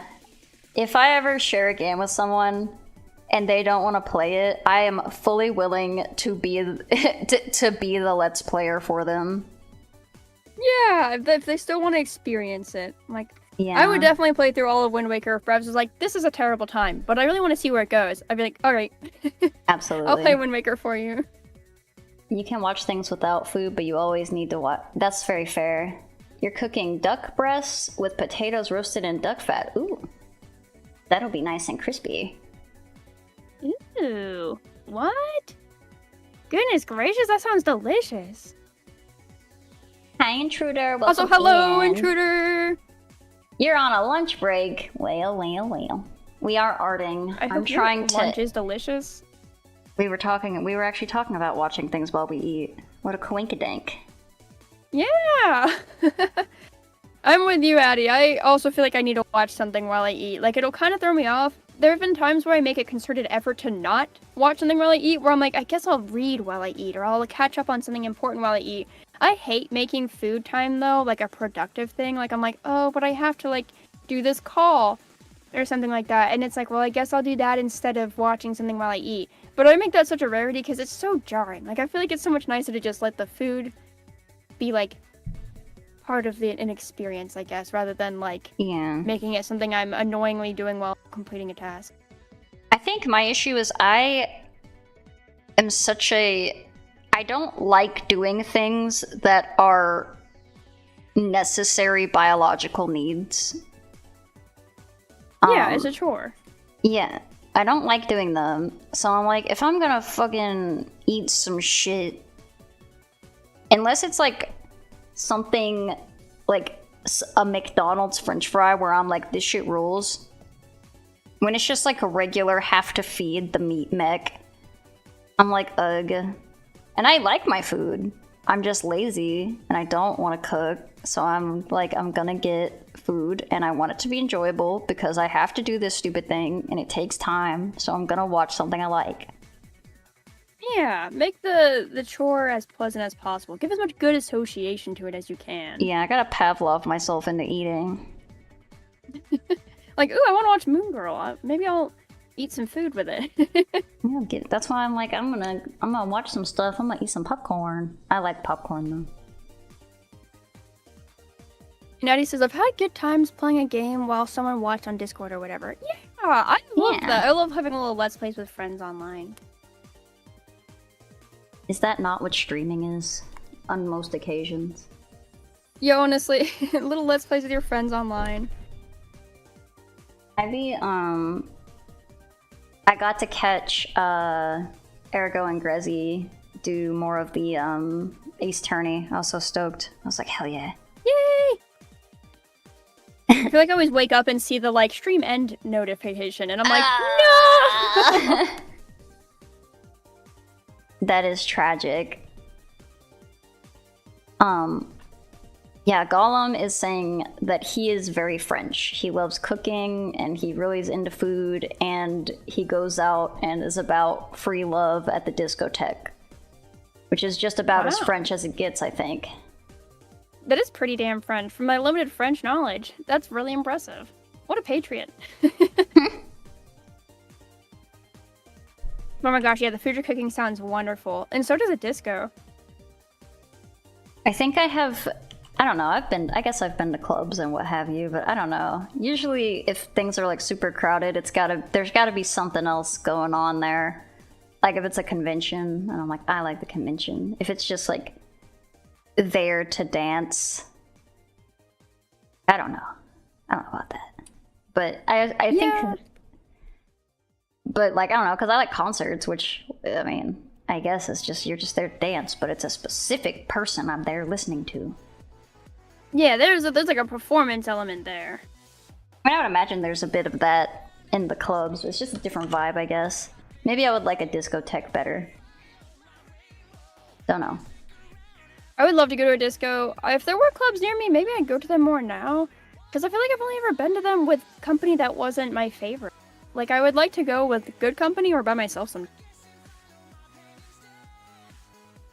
I would be hesitant to go to a club by myself, but I'm also just very paranoid of being tiny and getting got. Yeah, I feel like there needs to be some element of, like, what do you call it when you're like, if I die, I die? Mentality of like, you're like carpe diem. Yeah, that's probably it. There's gotta be like an element of like letting go the like caution and being welcoming of the worst outcome. Because if yeah, there is like that I die. fear. Some apathy toward what happens to you if you go to a club by yourself as a little tiny person. And I feel that to some extent, so I'm like, well, maybe I go clubbing. I'll just have some apathy toward all the possible outcomes. Hopefully it'll just be dancing. Hopefully the only outcome is dancing and no death. Yeah, that's what we aim for. I will also say, comically, we've been talking for an hour and a half. We've gotten through one question. I'm here. This is how that goes. I know. Here's the thing, is like, I just put those there in case, like, because I'm having a lot of guests. And I'm like, I know some people are going to be easier to talk to than others. Because, like, you know, I know you, I know Banana, I know a couple of people. And then some people I'm kind of, like, more acquaintances with. And I don't, Get a good conversation started. Yeah. I'm like, you know, I don't know, like, what our one-on-one vibe would be, and I want to have something so people don't feel like, you know, they have to force a conversation out of nothing. So I'm like, I don't actually care if we get through all these questions, but if it helps people, I just want there to be like good vibes and yapping and hopefully celebrating animation to a degree. Oh yeah, I mean, you're animating, I'm drawing in Sonic style, we're talking Sonic. I feel like Sonic's got a lot of animation. You know, Sonic has a ton of shows. So many shows. Do you have a favorite Sonic show? I don't know how many you've seen. I've seen at least a little bit of all of them, I think. Yeah. Oh wait, I don't know if I've seen the one where he's got siblings. Oh, Sonic Underground? Yeah, I haven't seen that one. Have a good eat, Gollum, and have a good time. And thanks for offering up the cool Paris addresses. If I ever go there, I will hit you up. Yeah, Sonic has siblings. He does in Sonic Underground. He has a sister and he has a brother. Their name is Manic and Sonia. Yeah, they're really wild designs, but I've seen the opening because it's pretty legendary. Yeah, I really like Sonic Underground. I watched it as like my go-to-sleep movie or I guess show for a long time. I just think it's great. And when I say I think it's great, it's really stupid. And I love that. But yeah. I might have to watch it sometime just because I feel like I've seen at least something from each of the other ones. But I feel like if all I've seen is your opening, that's not enough of an impression. I think it's really goofy. I think it's fun because it's so goofy. That's my take. It feels like it both takes itself seriously and not at the same time. Yeah, it's like a good in-between of... Because, you know, it's Sonic fighting a, like, authoritarian regime where they're trying to, like, kill Sonic and his siblings, and they're fighting them with rock and roll music. Like, it's... even on paper, really dumb. But it's a fun time. It's a fun time. That's my sell. Thanks for selling. Well, you didn't tell me how depressing it was, though. It's not. You have to tell me it's gonna break my heart. All right, no, there is a really sad part where they find a baby. They find a baby Sonic. There's one episode where they find, and it turns out it's a trap from Eggman. And it's not really a baby Sonic, it's a robot. But while they're trying to find its mom, because they're like, oh no, this baby got abandoned during, like, the scuffle or whatever, the fight that was happening. Manic, one of the characters, gets really attached to the baby, and he's like, oh man, this little guy, he's like, he has sentience, and he's chill, and he's learning how to drum like me. He's really fun. And then they learn that he's a robot, and he gets really sad. And then Eggman is chasing him, and he's like, oh no! And then he drops the baby, and the baby, they're on like flying skateboards, so they dropped him from really far up, and Manic is like screaming, and he's sad. And the baby fucking shatters on the ground. Oh my gosh. That's awful. It is... Why? way funnier when you see it happen. Like, I'm imagining the art style and everything, and it's really funny in my head. And it's just funny that it happens, but oh my god. Well, I think it's so funny because, like, it doesn't feel like that's where it's gonna go. It feels like, you know, whenever they're like, oh, we'll catch him in the midair because they're on, like, flying skateboards, it feels like one of those, like, cliches where it's like, oh, I got you, bud, don't worry. No. Shatters on the ground, just dies, is decimated. That's it's really like, good. Oh my god. It's so good. It's like satisfying almost that it wasn't the cliche. Yeah. Like, oh, what a nice little turn on it. The baby just shattered. Thank goodness it wasn't a real baby, but at the same time it kind of was because it was... He was a... Yeah. Yeah, Sonic said, fuck AI. Get rid of this baby. Oh no. Well, what's crazy is, like, the baby is, like... If it's just... It in the whole episode, it just is a baby. Like, it's not doing anything that is, like, particularly nefarious or evil. It's just, like, they find out that Eggman made it. And even when it, like, shatters into a million pieces, he's still sad about it. He's like, no. Would you say that's the saddest clip in Sonic Underground? Yeah. Well, now I'm convinced. I needed an element of tragedy in there. Great. Also, there's some songs in there that are genuinely, like, really good. Most of them are mid, I will admit. But some of them are really good. Are there any you still listen to now? No. That's what I was about to say. I was like, they're good when you hear them. And usually they're mid, but, like, I've never, like, outside of watching it, like, sought it out to listen to it independently. Aside from the opening. Sonic Underground. Would you say that's your favorite Sonic animation? Probably, but I haven't really watched a lot of the shows, if I'm honest. I watched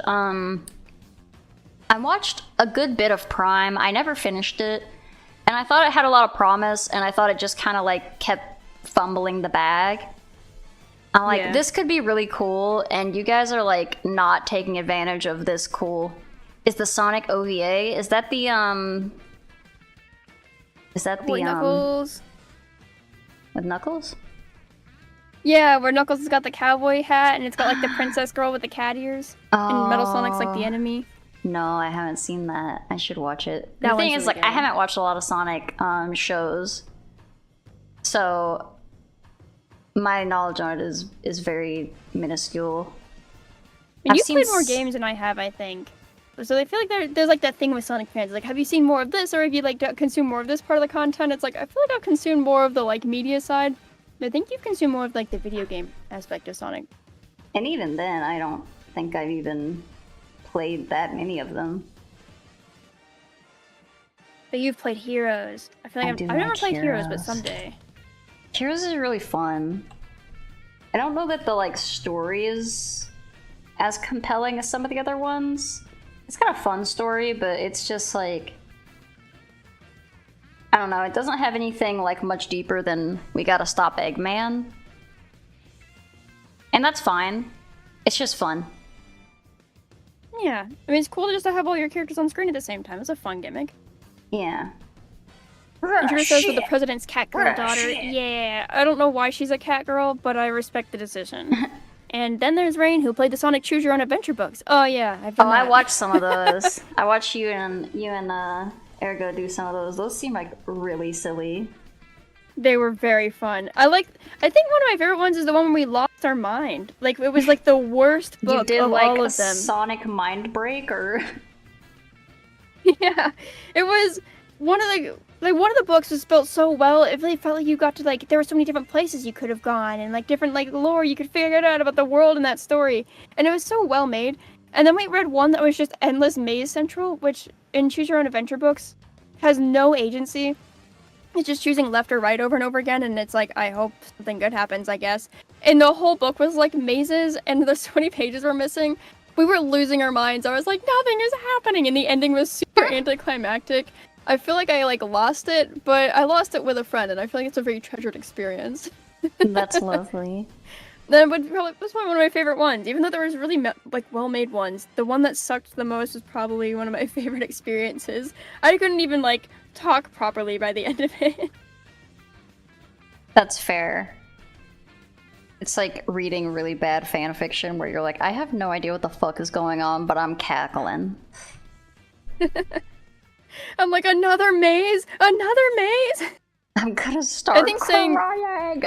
I'm the guy who's played Sonic Adventure, Choose Your Own Adventure novels, just makes me think of like, people are like, oh, like, you love Pokemon, so you know this, right? And you love this, like, because you love Pokemon so much. And I'm like, known for liking Pokemon, but I also haven't played many of those games. I've played like all the side projects and consumed all the side media of it, and I'm like, I'm much of a gamer, I guess. I consume all these game properties from like, never the game standpoint, or if it is the game standpoint, never it's like the main line, stuff. yeah.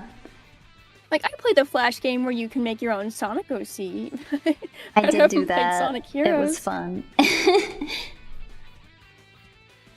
I like to do that. It's fun. You do just dress-up games on stream? Did I ever what? Would you ever just do dress-up games on stream? Isn't that what Infinity Nikki is? I would be okay with that. I just don't have I guess I don't really have like a good, I don't know, because I'm a weird. I like, you know, make your OC things. However, I don't like, I like dress-up games. I don't like character creation. Like, so you like want like a vision to go in. You don't want to like make a character from scratch. Yeah, well, because usually what happens, like whenever I would play Sims, I'm like, I don't know, I'm just like, I don't know, I guess I just will make me, or I'll make this person, or whatever. And usually in games where they have character creation, it's like crazy stuff. And even in Sims, I'm like, I just will press random and go. Like, I don't care. I don't really care about it. Like, do you think that's a unique perspective? I feel like I don't know many people. I don't know. I feel like I know enough people on each side, but I feel like I don't hear it as often. The like idea of like I don't care so much about the character, like because especially with games like that, I see a lot of people who like really want to take the opportunity to make a new character, make a new story. But Yeah. I feel like you're one of few people I've met who are like I don't really care so much about the story. I just kind of want to get into the heart of it, or the character. I want to get into the heart of the content. Yeah, I do find that my point of view is the minority. A lot of people really love character creations. I have never been someone who likes character creation. And at this point, if you tell me a game has character creation in it, it's almost like an anti-selling point.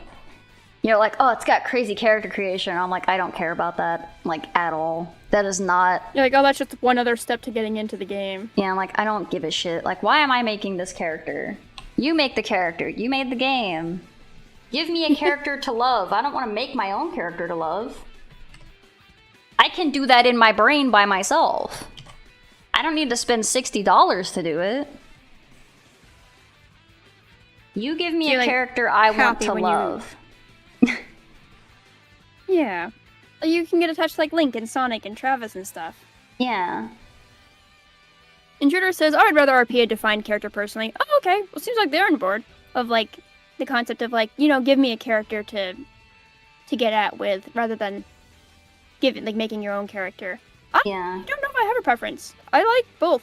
I really like when they tell their own story because I feel like then they can go a little bit harder in it. Like when you tell a Sonic or a Zelda story, it's based on who that Link and that Sonic is in that game. And I feel like that gives like the creator a lot more direction. But I think when something's like a little more aimless, it has to be a very specific kind of game. And something like Sims will eventually wear me out a bit. If I make like an OC for it, I'll eventually get kind of tired. I'll be like, this is a lot of extra brain power to make my own agency. Yeah. I'm like... Or like Animal Crossing even. Like, I love those and I'll get addicted, but I'll be like, alright, I have to make my own game in this game, and that can eventually become exhausting. I think that's the issue, is like I have to make my own game in this game. Like I have to come up with my own like shit to do. And it's like, oh, you can collect everything. I'm like, that's too much to collect. And I have to like wait real like... human shit. I have to wait real human hours to find some of the shit. I'm like, that's crazy. Like, on paper, I think it's cool, and then, like, doing it, I get very exhausted. Like, I have Animal Crossing.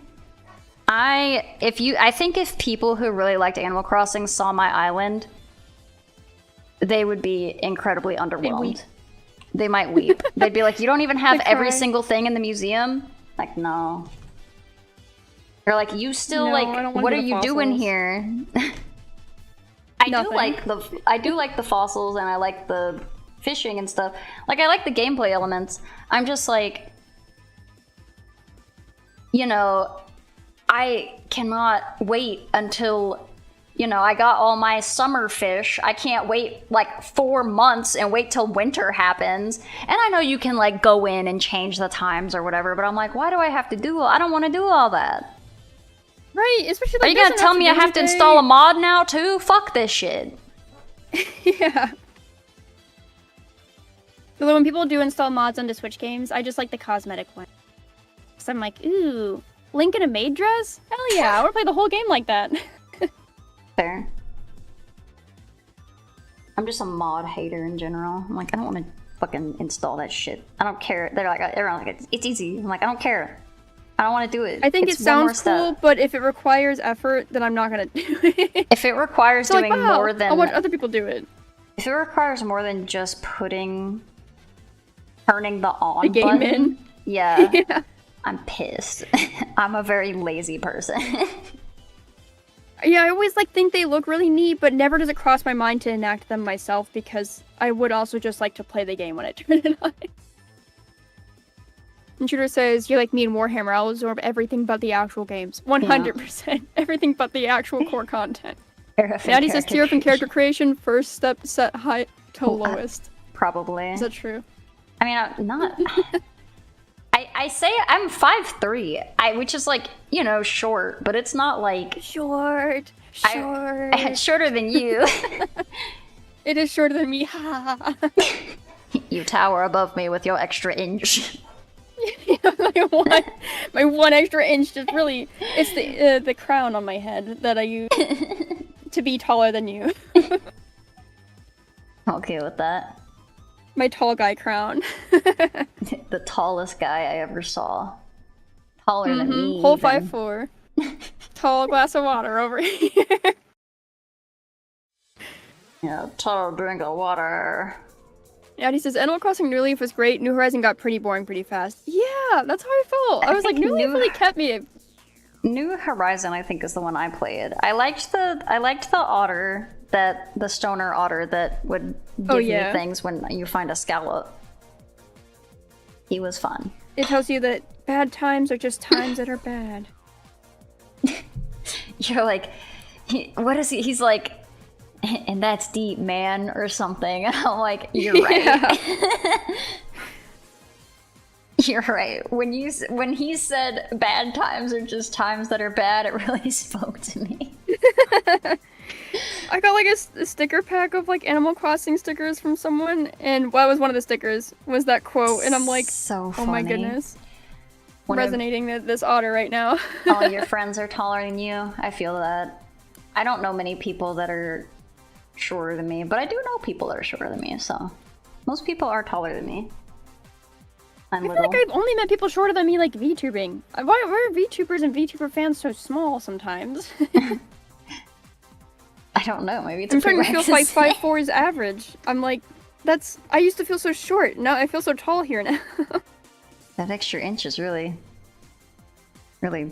taking you places. It's really going to my head. Do I know any children? No, I don't hang out with children. I'm grown. I do have a niece. She is currently shorter than me. I don't know how long it's gonna last because she's like 10. So she's getting to that era where you get tall. That's fair. She might outgrow me.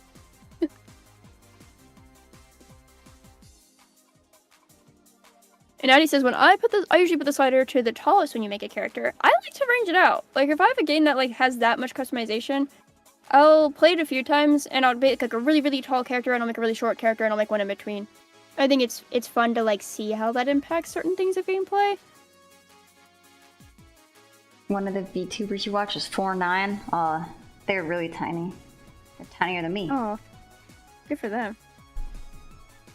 I will say, in like talking about character creation, I really disappointed someone one time. They were showing me a game, and I was like, okay, cool. And I literally went to like the I did the character creation. Literally pressed random and skip. And they're like, oh. I was like, what? They're like, well, I was really excited to see how you would customize your character. And I was like, oh. Well, that's how. That's how. Sorry. I mean, then you can enjoy all the other parts of the game so much sooner. I guess so. Well, I don't remember playing a lot of the game. It was Mass Effect, and I am not usually into sci-fi, so I don't remember playing that much. I'm not a big sci-fi guy either. No, it's gotta... Says the alien. Well, you live it every day, you know? Yeah, my life's already this way. Now, here's, like, sci-fi isn't, like, a deal breaker, but I just know that I'm not much of a sci-fi person. Oh, you watched that one, not Monkey Paw, Monkey Jam? Monkey Butter? What's it called? Monkey Wrench. Yeah! Monkey Wrench I really like, and it's sci-fi. And, you know, there's outliers, and again, like I said, it's not a deal breaker, but I just find, I don't know, like, I guess the way that sci-fi is used and its thing with storytelling or whatever, it just doesn't interest me. I think the common themes of sci-fi are just kind of like in how they're implemented, you're just not interested in. Yeah, I think that's what it is. And like it being in space and having sci-fi elements is not like I'm not like, oh, I don't fucking like that shit. It's just like in general, like I'm not gonna go watch Star Trek. I find space very boring. Yeah. Personally. Mass Effect is really good. I believe you. I'm glad that you like Mass Effect. I will not now, nor will I ever play it. I tried to play it. Yeah. I remember nothing about it. I know some of the characters' names, and I remember getting like irrationally mad at Talia. And not at her specifically, but like the fact that you can have sex with her makes me very mad. Oh, the one who's like allergic to life. Yeah, the one that's like allergic to air. Suit. Yeah, she's allergic to air, but you can fuck her. I'm like, how? She's like, oh, and like in the game, it's like, breath. Yeah, in the game, it's like, oh, I'll just get a cold. And I'm like, your whole shit. Oh, was it you that, yeah, I had the sex rant. Okay, I think I was here. I think we were on a stream together about it. Oh, okay. So I'm having like deja vu. Oh, okay. Well, I won't get into it, but it pissed me off. That's all you gotta know. Yeah, I think it's really stupid. I think I ended up having to Google them because we also found out that they have like a way to take off the mask or whatever. Yeah. It just says like it later. A generic person. Yeah, it's just like a woman. Because I thought she had regular like ass alien human-y looking shit. character. Yeah, I thought she was like more alien-y and she's not. Yeah, I'm sure it explains it, but like the whole time all they do is like talk about how it is like borderline impossible for them to exist and how they really need their planet back from the Geth, the alien people or the robot people. They need to plan it back so that they can even attempt to try to acclimate themselves to any atmosphere. But then they're like, yeah, I'll fuck you on this dirty ass, random ass shit. Priorities, guys. Like they don't go into like a chamber. They just like have sex in like your quarters.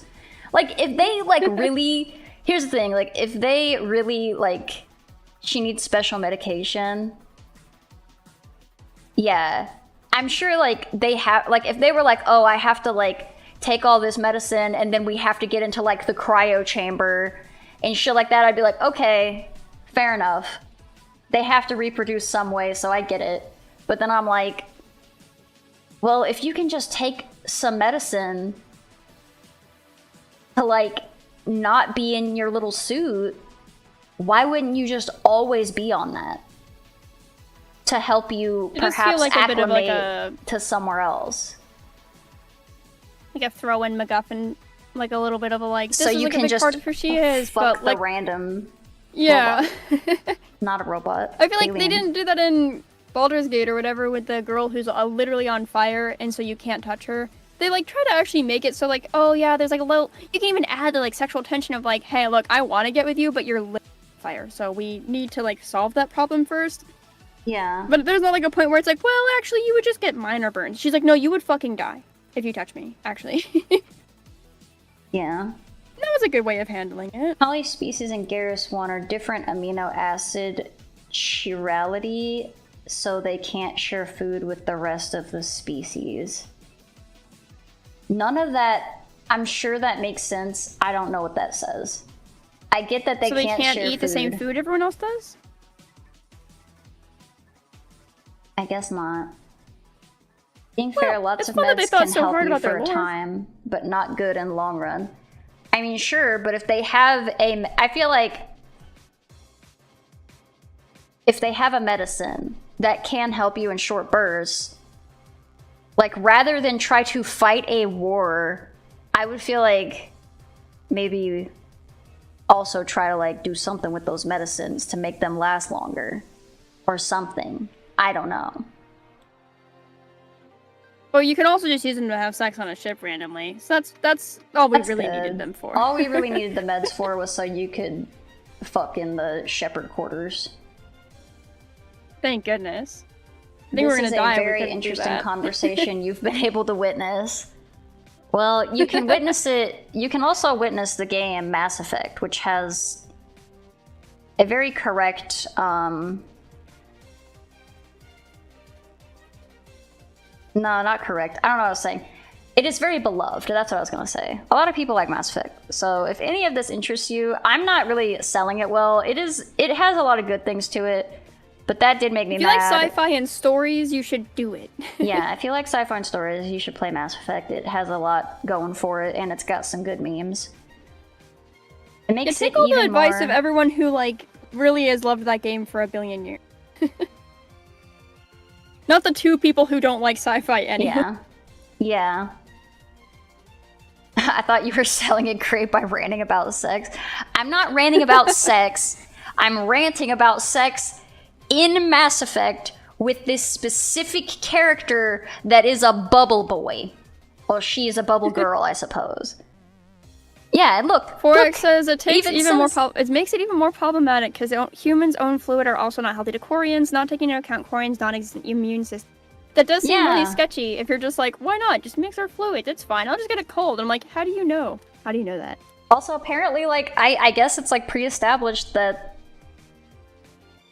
like, a lot of, like, the inner whatever, like, girl, you're gonna die. You're getting a cold and you don't even have an immune system? I feel like that's kind of a bigger issue than you're making it out to be, actually. Yeah, if my grandma got a cold, we would be afraid she would die, because her immune system is so bad. You got Warframe. But she isn't met Shepard, I guess. She hasn't met Commander Shepard. Ahawooga. So, for favorite animations... The ultimate answer was Tokyo Mimi for anime, Owl House for cartoons, and Into the Spider-Verse for movies. And I feel like we talked about each of those. But then there is, what is your most recently watched that you enjoyed? And I finished Moon Girl finally, and it was really, really good. It was so good, I'm sad that they had to end it, but at least it ended in a good way. And it was very wholesome. I recommend everyone watch it, even if you don't really like superhero stuff. It's just a good time. That's fair. I only saw the like band episode and I really liked it. But I don't have like Disney Plus, so I would have to go out of my way to find it.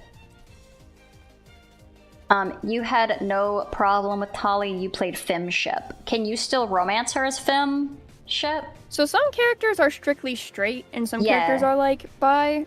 Maybe Tali is one of the straight ones. I don't know. Yeah, you can't. I'm sure that Tali is a very interesting character and like all of her stuff is very cool. But that always got under my skin, especially because I'm just like, why? This guy? No. Why? Ew. For this? Yeah, for Shep?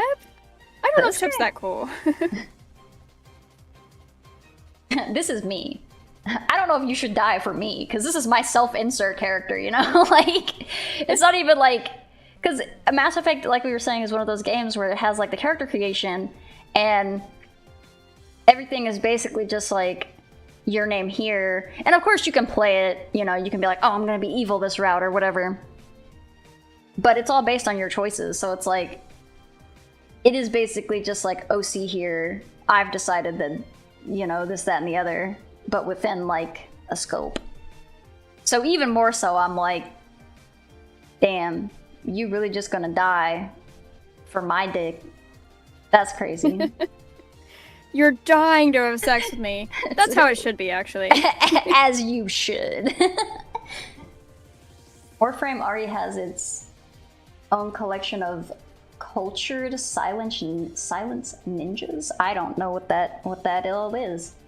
If you're wondering which ones, look at Wisp, the heirloom skin. That's a lot. I don't know anything about Warframe I think would make me throw up, because isn't that like the first person, like you zoom around a lot? Yeet. I'm not a fan of first person zooming around a lot. I'm not either, and only because it would make me throw up. I feel like I have zero depth perception in first person, but it doesn't make me nauseous. I just don't understand where anything is supposed to go. Like, I'm like, this isn't accurate. Where are my arms? Where are my shoulders at? Like, I feel really confused. Maybe they're just not built for people who are 5'4" with very narrow shoulders. Because wherever the arm slings out, I'm like, that's where the arm came from? That feels very awkward. I'm looking at what I think is the heirloom skin. It's just like a lady on fire. She's got like a crazy head. Like Karlach. No, I mean, yeah, it's kind of like Karlach, not as muscular, more like traditional femme body typing, and like with a crazy head. Ooh, I don't know how to explain it. She has like a crazy head. But you would run into similar Karlach issues. You would run into similar Karlach issues. I don't know if Warframe has... Oh, it's in third person and you can turn off motion blur. I could probably do that then. I thought Warframe was in first person for some reason. Don't know why. I don't know that it's a game that interests me anyway. But... Yeah, maybe watch the trailer and see if it looks really cool or not. Yeah, I feel like I've seen it. Ooh. There's currently a sale on all the games made by the person who made Dramatical Murder for anyone who's kind of interested in that. I need to save my money. Yeah, I remember I saw it and I was like, I should tell Tira, and I was like, ooh, but Tira's saving money. I probably won't tell Tira, but if we're talking about games to purchase. Oh. I really want to play the, Slow Damage? I do want to play that one, but it's an older one. It's like, Suki something blood or something. Oh yeah. I played the demo for that, and I loved it. It's really trashy and bad, but I loved it. Dramatical Murder and, like, games like that make me want to do the thing that you're doing with your, like, Fansly or whatever, where you just, like, play Rogue. Yeah! Like, I would love... I want to just be able to play all these games with you guys. I would love to just, like, go... If you ever do, like, an Eroge stream on your Fansly, if I could just go on and play, like, Doll with you, that shit would be so funny. That shit would be so funny. If you want to play Dramatical Murder together, we could definitely do that. God. I have never played it. I've only watched the anime, so I would be looking to you for guidance. Oh my god. Bro, Dramatical Murder's a fucking commitment. But yeah, no, that would be so fun. Yeah, if you ever do anything with that, please hit me up if you want to do voices or anything. That sounds like such a good time.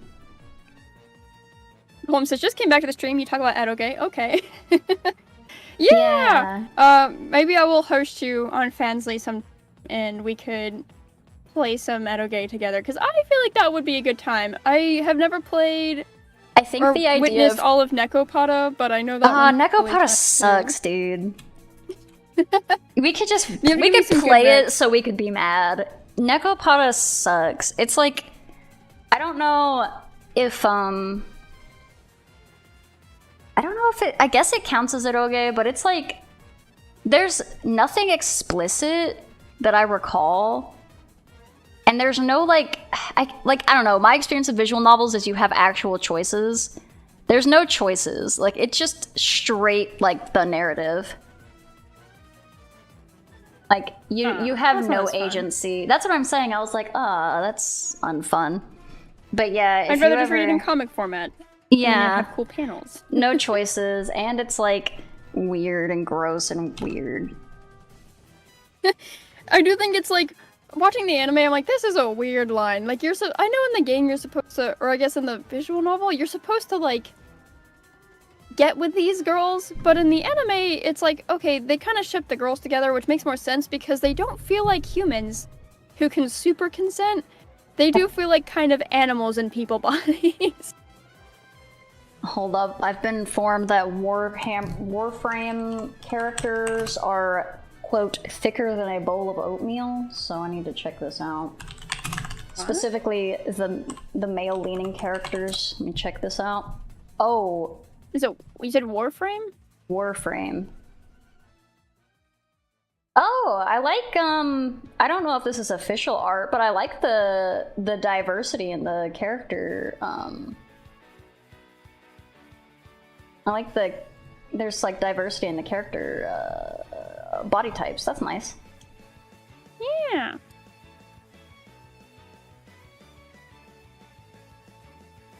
We love to see non-stagnant character design.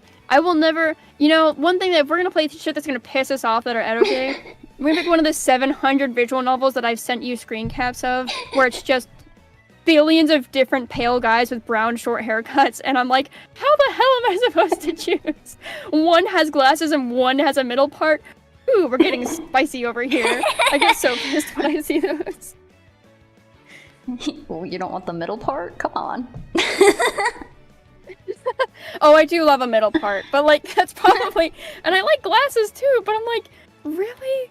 Oh, I would like to play Katawa Shoujo, but I could just do that on non-fansly because that's not like erotic. Oh no, there is no, there is. Really? There's full on sex in Katawa Shoujo. I edited it out from my YouTube. Mine didn't have a patch. I didn't have to do anything, but it just had it in there. You can turn it off. Like it has like a turn off or turn on option, so it'll skip past it. But there is like, I just downloaded it regular and it just had it. I didn't have to patch in anything. Yeah, I guess it's if you get like a Steam version, usually you have to add like a patch. I don't know if it has. I still needed to edit it. Yeah, dude, like there's full on like penetration in the game. Somehow that's very shocking. I had the image that it was like a wholesome and emotional time, but I guess like you can have wholesome emotional times with sex as well. I just didn't expect that. Yeah. No, I edited it out. Usually, like if you have seen my Katawa Shoujo, usually I just full on edit it out, but sometimes I just zoom in on me reading it and I just go, ah, oomph. Wow. Yeah, I was reading Tagrezi recently, something I saw in the game we play. But Yeah. like some of the dialogue was erotic and I was like, every time it gets to erotic dialogue, the part of my brain shuts off that has any voice acting skill and is like, yep, give it to me, go deeper. Anyways, and then he says, Yeah. I get that. But I do think it's funny that, like, the concept of the two ace individuals having a fansly for Hiroge. we should definitely do it. It's very fun. It's not written in a perverse way. Yeah, no. I don't think it's like... So there are sex scenes, but I don't think that it's, Not raunchy. Yeah, it feels like more real. Like it doesn't feel like a hyper, like, exaggerated, like, porn type sex, you know? I'm like, yeah, okay. Like, that happens. But yeah. And he says, oh my god, I just remembered one edo-gay I played that, like, literally I got a bad ending involving off and dying during childbirth, but the one choice I made that meant I got the bad choice was saying no to a foot job. Like, what? What the fuck? And yes, Twitch, I want to see the website said, damn, that was the foot job of a lifetime, literally. You ruined that girl's life. How could you? That's the lesson we learned from that, is never say no. Damn. Terrible lessons. Big boy girls. Oh, the thick thighs of Sevagoth. That sounds like something you try to get to in like a fantasy game, like, this is the quest for the thick thighs of Sevagoth. I like his little, like, preacher banner thing that looks like flesh. That's cool. What? I looked up Sevagoth. Preacher banner?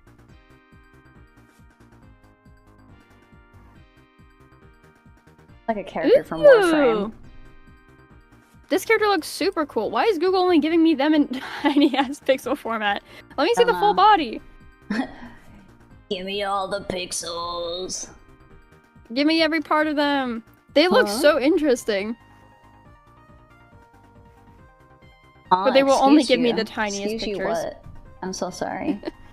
I feel so bad because YouTube's on a delay, so I'm like, whenever someone's like, excuse me, I'm like, are you just now getting to the talk? Because out of context, it's just like, excuse me? Like, you like raise your hand. Like, excuse may me? I say something? You've been saying something the whole time.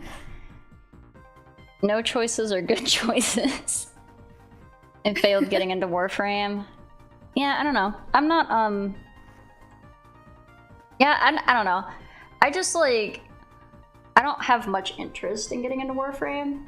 I feel like if somebody who's really into Warframe told me about it, I would be like, I would have fun hearing about it, because I definitely have people who are into, like, Warhammer. I see you people in chat. And anytime people have, like, talked to me about Warhammer and, like, the lore and stuff, I'm like, I think that's interesting. I will probably never play Warhammer. You know? Yeah, like, it's just not your cup of tea. I feel like most things with the name war in it are not usually my cup of tea. I'm not like a military-esque game kind of person. Yeah. That's fair. I guess Love is War by Hatsune Miku is a good song. But there's not really like a lot of military vibe there. Yeah, it was the birth part of the convo. Oh. Yeah, so this is a different game. I don't know what game this is, but yeah. That is something that frustrates me with, like, some of those choice-based games. I'm like, explain to me how this equals that. Like, who, what? Yeah, like, how did my decision not to do this with this person end up in her dying in childbirth? That seems ridiculous. I guess if her feet were stronger, she would have made it through. Yeah, she could have exercised those toes.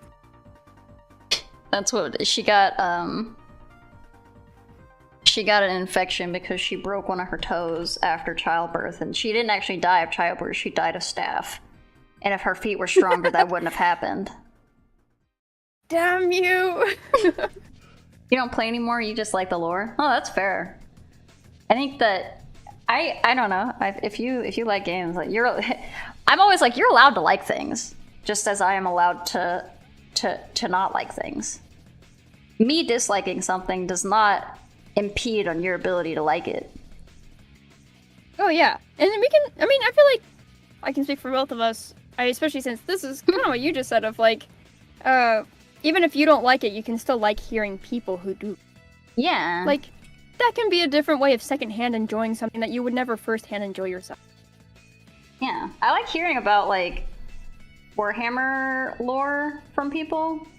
I'm not gonna watch a Warhammer lore video. I'm like... And I retain some of it. But now when you see Warhammer, you're like, oh, this makes me think of all the cool people I like, and maybe they'll think this is neat, or maybe they'll have some insight on this. Yeah, and I like seeing people paint the stuff. Anytime I see, like, a little painted thing, I'm like, oh, that guy, that's a cool little guy. That's a cool little guy. That shit looks impossible to me. Oh yeah, I've painted tiny sculptures before, and it's a terrible time. I hate it. Because, like, sculpting tiny things can be kind of fun, and I've done that a lot. I've sculpted, like, tiny things out of clay, but then when it comes to painting them, I'm like, I want to die. I hate this entire experience. You like running around and looking respectfully at Wisp. Fair enough. I did see she got some of them pretty big thighs. They look like they could do some damage to a watermelon. Eddie says, it was like she decided to just run away and you lose contact with her, and after you hire a PI, he finds out she's dead due to childbirth. Bro. Okay, so she cuts contact after you say no? She's like, how could you? I've been going to, like, what is it? Like, I've been getting pedicures for weeks in preparation for this. Fuck you. Disappears, and you're like, I'm gonna get a private investigator to see what she's up to. Like, what? What setting is this? Because I feel like nowadays you just go on Facebook to see what the person's up to, if they have a Facebook. Which is weird, because in my town, apparently everyone has a Facebook. But I don't actually talk to people who really use it. I don't use Facebook.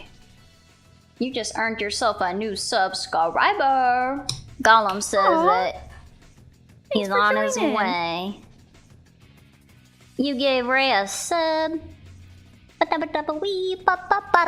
wait. What is the difference? Oh Oh wait, shit! Subbing is like the thing where you're like, I'm now part. For some reason I was like, oh yeah, subscribing, like on YouTube, where you like just join like a follow, and I was like, that's right, I should have a more of a sense of, I mean, I guess I should have a sense of gratitude just for you joining as well, but like a sense of gratitude for like, you would pay to join me too. Wow. Thank you. That's very nice of you. Yeah, it is nice. I should have a wee bop bop bop bop sound effect for that. Thank you. I did it for you. Yeah. Thank you. Thank you. You're not live right now, are you? No. Okay. I was like, you could have been if you wanted to. It's not. I'm not gonna. I don't think I ever stream live while I'm streaming with another friend, because I'm like, I don't want to pay attention to like your chat and you, and if I also had to pay attention to my chat as well at the same time. Also, we've got such overlapping chat. It just feels a little. A little what? Might You as cut well out just for me. A little redundant. No, a little redundant. Like, it's like, if we have so many, we would have like some of the same chatters and stuff like that, that it's like, you know what? I'm just gonna stick around with you in your chat. The and overlap. too many chat rooms to look at is too much to like process. So I'm like, this is good. It helps me just focus on what we're talking. Addie says, Ray is live in my heart. Oh, I guess Gollum did not. Gollum just followed you, I think. He said he's waiting for to sub with money. Now you'll get to see whenever we hopefully do our Fansly someday, where we. What would have to be the first game? Would it be Dramatical Murder? Do they have voice acting in that game? No, I mean, awesome. Yes, yes they do. It's in Japanese though. I don't know if it's like the full game. There are parts that are voice acted, but I think most of it is like, you know how like visual novels are, where there's like some parts that are just like the clip of just someone going in reaction to something, but like there's a whole bunch of like words, like Ace Attorney. Yeah, like Ace Attorney. But yeah, I mean, we could. One of our first ones could just be Nakopata, because it's really short. Oh, it's short? That's awesome. Well, yeah, then maybe we should. I mean, it's short because it only has like, it's still a couple hours of reading, but it's pretty short. Well, just the first one. There's like 5 parts of Nekopata, but I own the first one. I didn't buy the rest of them because I didn't like it. So I was like, well, I have this now. I might have to invest into whichever one has Azuki in it, because she's my flat-chested striped tail representation. That's valid. I don't know if you'll want And I think that one comes with Coconut, who's like the big busty Gyaru character, and I feel like that's also a fan favorite. So I feel like the anime is probably has, like, better than the visual novel, because the visual novel's ass cheeks, dude. The anime is not very good either, but it, at least, like, you're not trying, no one's romancing the cats are all kind of shipped with each other. And, like Coconut and Azuki, I guess, are the two you would play in one game, but, like, they're, like, the shorty and the, like, busty curvy one, but, like, the shorty's the older one, and then the busty one's, like, the youngest one or whatever. And they're like, how can you be taller and tittier than me? Yeah, they have, like, a lot of romantic chemistry, and same with, like, Chocolat and Vanilla. Like, they try to be like, oh, yeah, no, this is a giant cat family, but it's just 3 different romantic couples together. And I'm like, alright. Well, it's interesting, because in the game, these characters would probably be vying for your attention. So, by the way, the anime show Konosuba is very close second. I've never watched Konosuba. I've heard that a lot of people like it. Konosuba is the one with the, like, explosion girl. Blue-haired mage girl. Oh, does she have blue hair? I thought she had red hair. Oh, shoot.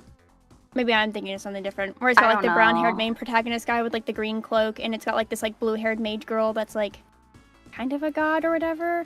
And it's like a bit of an Maybe? isekai. I don't I'd know. Google it. Now I'm not sure. I don't much watch isekai type shows.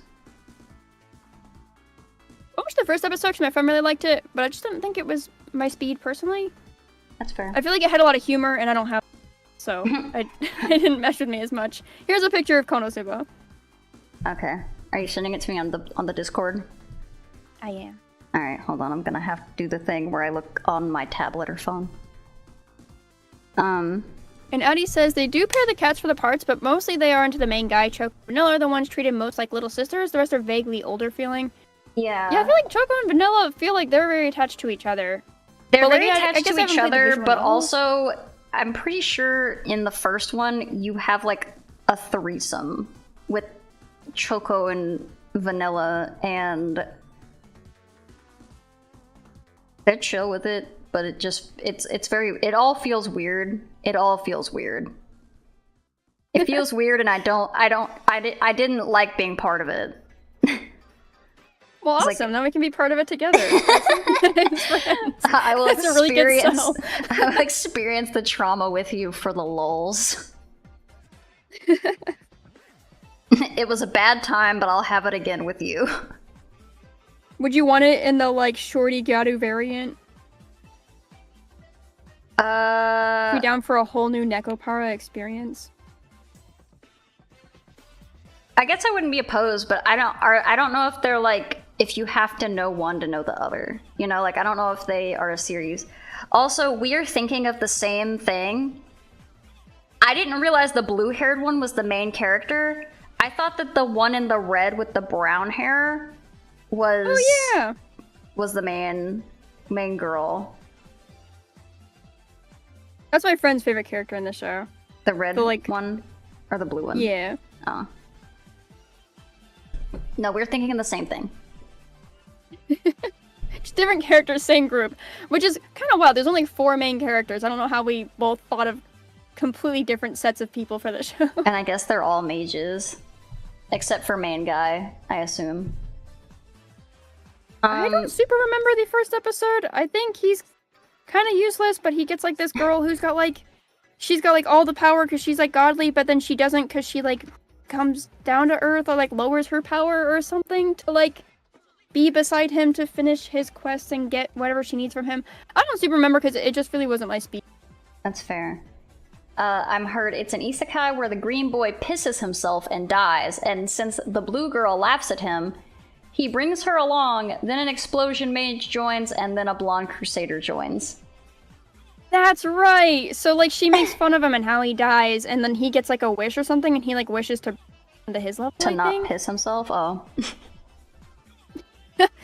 Yeah, he's like, what? You're so like mean, you're so cruel. And he's like, well, fine. And she's like the lady in between life or whatever. And he's like, fuck it, then you have to, you know, start over with me, because I'm a spiteful bitch or something. And which is like a funny premise, if I'm remembering that correctly. I've decided to be petty. You With can have my anything in this new world. What do you want? And he's like, you. In my final dying wish, I have used it to be petty. Yeah, because this girl sucks. Very But she was fair. very mean. I think that's also why it wasn't my speed, is because I have a hard time with crews that are mean to each other. I'm like, I just want everyone to be friends. Or like, I need to like see the potential that they'll warm up, but the few episodes I watched, they did not warm up to each other and they did seem really mean, but I've heard they become really good friends. I do have also that same problem where I have a hard time watching things where like the crux of the comedy is that they're assholes. I'm like, okay. I don't think Oh, we this hate is for Rainbow me. Dash. I do hate Rainbow Dash. She's a bitch, dude. She's just a jerk. She's just an asshole, and they're like, she's loyal. I was like, is she? Yeah, I really don't She's feel that, loyal to actually. being an asshole. She's loyal to herself and her own ambitions, I guess. But I don't know that that would be the crown of royalty. Yeah, she's like, well, remember that one time where she didn't abandon the people that she already knows for like random fucking strangers in the woods? Like, yeah, I guess. I think they all would have done that, actually. I don't think anyone would have done that. I don't think any sane person would have done that. maybe their shtick is that it's really hard for her to not abandon people, but she does it anyway. So it's like, you know, she's so loyal because she really wants. You to don't know the abandon you, but demon she she's doesn't. facing. Everyone else has such an easy time standing by their friends, but for her, it has to be an active. For her, she's really doing something. They pair the cats for the most part. Or the ones treated. Yeah. You already read that, but I guess I didn't. It acted like it moved. I don't know. Yeah, that sometimes, like, I'll be streaming and I'll be like, oh, new message, and I'll reread it. I'm like, I feel silly because I've read this message, but like, I feel like they jump. Sometimes, like, you'll see the chat and it looks like it like updated or like refreshed or something, and you're like, oh, and you're like, darn you, making me look like a fool. I feel like I got pranked by OBS or something. I think that like what happens is like I'm gonna do an ad and then it like or whatever fucking like at like pop up thing goes away and then it's like it readjusts itself and it makes it look like something moved but didn't. That's rude. This Sinclair's sell is that like sell to it is Kazuma is useless, Aqua is a pain and useless. Megumin isn't that useless, but can use explosion once a day, then is useless, and darkness is useless. They're all useless, but they make it work. I've heard that they become kind of like a wholesome found family-ish situation. That's cute. Despite all being useless. Yeah. And that's nice. Yeah. You got a wand! I must wand!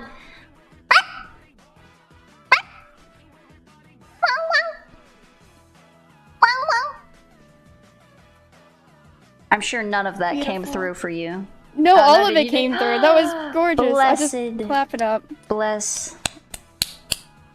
I got my southern accent.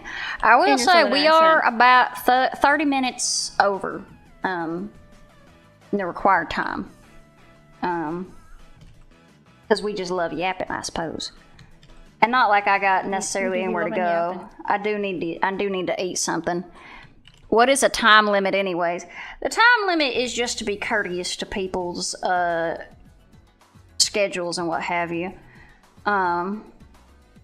Ray, I know, what is, no, today's Thursday. I don't think you, was that a sneeze? No, I was barking.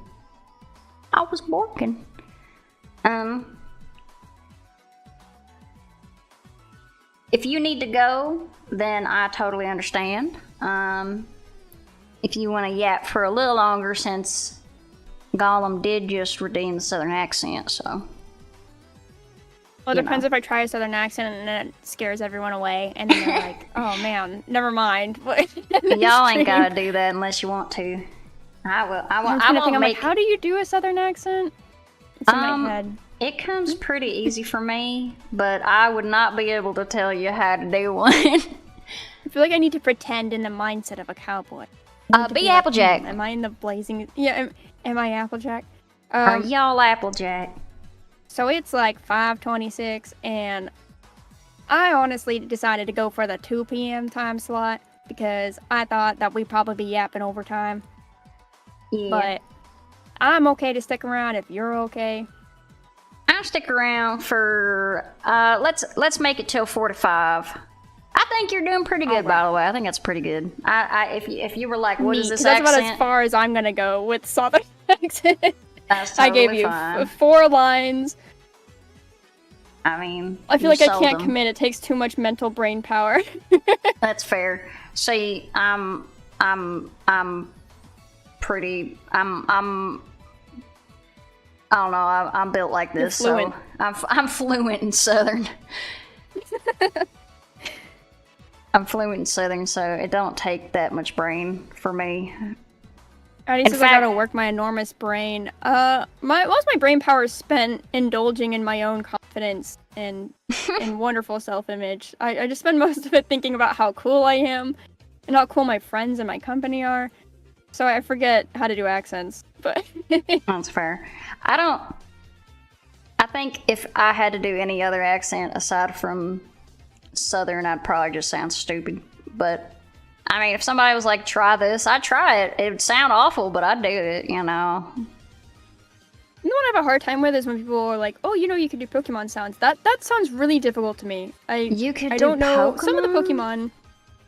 I cannot, but it's one that I feel like I've heard requested or suggested before, and I'm like, ooh, that sounds really hard, actually. I don't know if I can do anything. I can do Pikachu. That's solid, though. Also, well, since we are hanging out for another 15, do you want to speedrun these last questions? Yeah, let's speedrun some questions. Get through 'em. So you said the most recent thing that you want... We only have like 2, I guess. I only put a couple on there. But, your most recent thing I enjoyed was Moon Girl. Moon Girl and Devil Dinosaur. Really good time. Only 2 seasons. Definitely recommend it. Only the pilot's 45 minutes. The rest of it's all just 20 minutes. And every single episode has like its own song that they made just for the episode and like a whole music for it. And it's super cool. I just love it. It's a really good time. It's very wholesome, good friend times. And probably the coolest superhero contents I've ever seen. Definitely the best animated superhero content. Like TV show I've seen. Obviously, I like Into the Spider-Verse the most. But it's so good. And the style's so cute. But movie-wise, I just watched Wolfwalkers, and I thought that was a really good time, too. Have you seen that? No, but I want to. That's the Cartoon Saloon, right? The, Secret of Kells animators? Song of the Sea. Yeah. I really like Secret of Kells. I really like Song of the Sea, so I'm sure I will love Wolfwalkers. I just had not. Gonna lurkies. Well, thanks for lurking. You can do Ronflex. I don't think I know what What's Ronflex? I assume it's a dialect. Ronflex. Oh, you got it. I'm getting Snorlax. I hope you sleep well. Thanks for stopping by, Golem. Oh, it's Snorlax. Oh. Oh, is that French for Snorlax? Yeah. That's cool. I feel like I should know that. I did get some French cards in where Ronflex is pretty rad. But also, good luck at your dancing this weekend. Have fun. Cut a rug. Cut a rug with orphan fools. My memories are scared and the faces are blurred, but I still know the words of this song. Do you think of that song whenever you hear the term cut a rug? I do not, but now I will. I do like that song a lot. I know it's got the bad word in it, but I still like it. Yeah, listen to the one that takes it out. I haven't actually listened to the song, and I haven't listened to the song, I just have it in my brain. When your bungles have been bangled and your loved ones have been mangled. Listen to the jingle jangle of my glitzy tambourine. It's cute. It's one of those cute Every little, time I hear like, cut a rug, though, I think that was like the first time I heard that phrase really used in something, and I was like, what does that mean? Like, I had to like Google it as a kid. I was like, what? Cut a rug. I don't know why I knew that term. I like for a while I just kind of like looked up random phrases, or like I tried to like look up older turn of phrase. Also, my mom just says stuff sometimes. Means a southernism. Yeah, my mom just says like southernisms, and she says like just like things that she used to see. Like she would watch HR Puffin Stuff, which is like an old ass, not a cartoon, but like a kid show from like the 70s, I think. And sometimes she would just sing, like when she saw something fluffy, she'd go, HR Puffin Stuff, and like sing the little song. And like for the longest time, I didn't know it was a kid show. I'm just like, my brain was just like, it's just a thing my mom says. Yeah. So there's like tons of things like that. I'm like, That's I'm so sure nice. she got it from somewhere, but like in my mind, it's like, this is just a thing my mom says. Like it's my mom's joke. Yeah, my mom invented HR Puffin Stuff. It's just nonsense words she cobbled together. Even as an adult, I've had someone in their sensation of, they just started watching Yu Yu Hakusho and Grezzy's server for the Anime Book Club week. Oh. And watching it feels like I'm watching, like, Grezzy's anime. Like, she made it.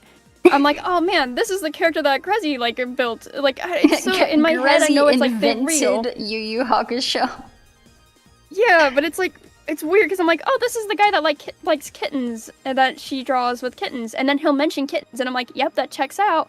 That's, like, the bit that she does. And I'm like, I know Yu Yu Hakusho existed prior to Grezzy. Even I've seen at least one episode prior to Grezzy, but it feels like all the like things in it that I've seen her draw, I'm like, oh, like in my head these are like Grezzyisms, but they're not. They're from something. Yeah, that's how I feel with like things with my mom says. I'm like, I'm sure this is from something. I don't know what it is. Some things I do know what it is, but then I'm like, I don't know. There's just so many things that like just become a part of her personality. Some things that like I've gotten her to say are now just things that she says. Like, Aww. like the meme that's like, broom broom, I'm in my mom's car, you know? My mom will now say that anytime she drives my grandma's car. That's cute. Yeah, it's very cute, but like, you know, that shit's old. But she still says it all the time. And now it just is a thing that my mom says, even though I know where it came from and I'm the one who turned her on to saying it, but now I'm just like, that's what my mom does that. I've given you this vocabulary. It is now like at this point devoid of its original association. Yeah. Your mom association. No, it's my mom. She owns it now. But yeah, as I anticipated, I got 1 frame done, which is more than I thought I would get done. Congratulations. And by 1 frame, I just mean like this part of hair. Ooh, but you know it's what? Looking good. That's more than I had before, so I'd call that a win. Wow. What good motion. Broom. Ooh, I love when it's all down. It's such like a good vibe as it pulls up. That's the sound it makes. Yeah, if you guys haven't heard the music video yet, but that's the sound that comes up. It is. I commissioned Annie to insert the and then make that noise into a song. It was very impressive. It's remixed really nice. Yeah, Annie's a legend. She is. Looking That's to actually finish the only this part of in that whole 10 sentence years. that wasn't a joke. That was just genuine. No. Annie's good. The context of this conversation is silly nonsense, but And he says, looking to finish his animation in 10 years now. No! One Naysayer! Oh, dear I am going to work on this off stream in my free time this month. So I am hoping to get some of it done. This is what we got animation for, so you can work hard on it. Also, oh, hello? You cut out. You said also. Oh, shit. Oh, or is meant, I said I didn't mean to scold Addie like that. That was a really hard no. You're like, no, fuck you, Addie. No, don't say that. Don't naysay. But I'm also like, that was really harsh. It wasn't that deep, but... You're like, I'm coming to your house later. I'm gonna beat your ass. Yeah, I'm gonna beat you up for not believing in Tier's punctuality. No, I do feel like you've got this on... You've got a lot of good progress. I feel like it won't be too long before you've finished it. I'm gonna try to get... Like, this is, I think, that one of the safest scenes to do on stream. I have other scenes that do have, like, more finished progress. I have some scenes... I have 2 scenes that I think are completely done. However, those are, like, the easiest scenes in it. And there's, like, 30-something scenes in the video. So, 2 of 30-something... That's still progress. Yeah, and you've got everything like storyboarded and sketched out and stuff like that. I feel like that's a ton of progress. Most of the rough animation is completely done. Most of it is cleanup. However, my rough animation is really rough, so cleaning up is just about a bitch and a half. But you know, tease with a tease. You're doing a great job. Yeah, like. Do I have, like, the rough animation of this somewhere? These are the storyboards. I think the rough for this is, like, relatively clean. But some of my rough animation is literally just, like, a circle. I'm As just it like, should. a head will go here. I'm like, I don't need to draw in that frame. I'll just... A head goes here. I know that. I'm like, actually, maybe I You know should what have you're drawn doing. it. I don't know that I do. But I can fake it. I mean, heads are just if you're circles. faking it, you sure are making it, because I'm gonna fake watching it I'm till like, I make this, it. this looks very legit. What can I say? Oh yeah, we only have 6 minutes left. Well, we only have 2 questions. What is your least favorite animated feature? For this one, there's like a lot of seasons to things I really don't like. I don't really like Love Live Sunshine, and they made like a second band for Love Live. It's a very hollow version of the story, and none of the characters have any charm, and they just try to meme everything really hard and make everything like a thing to go viral. And it's very infuriating to watch. It feels like it captures none of the charm of life, and all of the characters suck, and the drama's terrible, and it makes me dislike most of them. Damn. So I would say that as a kid, I really hated the final season of Shigokara because it was over and they ended it, but then they started a 3rd season where like 80% of the episodes were like live action features randomly from actors, and then 20% of it they replaced the main character with a new girl who was somehow more of a married first girl, which I didn't think was possible because I do think Shigokara has probably one of the biggest. You keep but they did cutting it. out. Oh, what? Here, let me turn off my thing real quick. It's gone. And I thought maybe it would fix itself, so I didn't say anything, but it didn't, so. How about now? My Not- opinions are too strong, says Addie. Apparently. It sounds good now. Okay, I turned off the noise suppression, so hopefully it was just that. That But probably yeah, helps. It's they basically replaced the main character of Shigokara season 3, and they were on. And that was my take there, and then like the same thing happened with Tokyo Mew. It's like Love Live, Shigokara, Tokyo Mew. All the reboots and like final seasons of these things really ticked me off.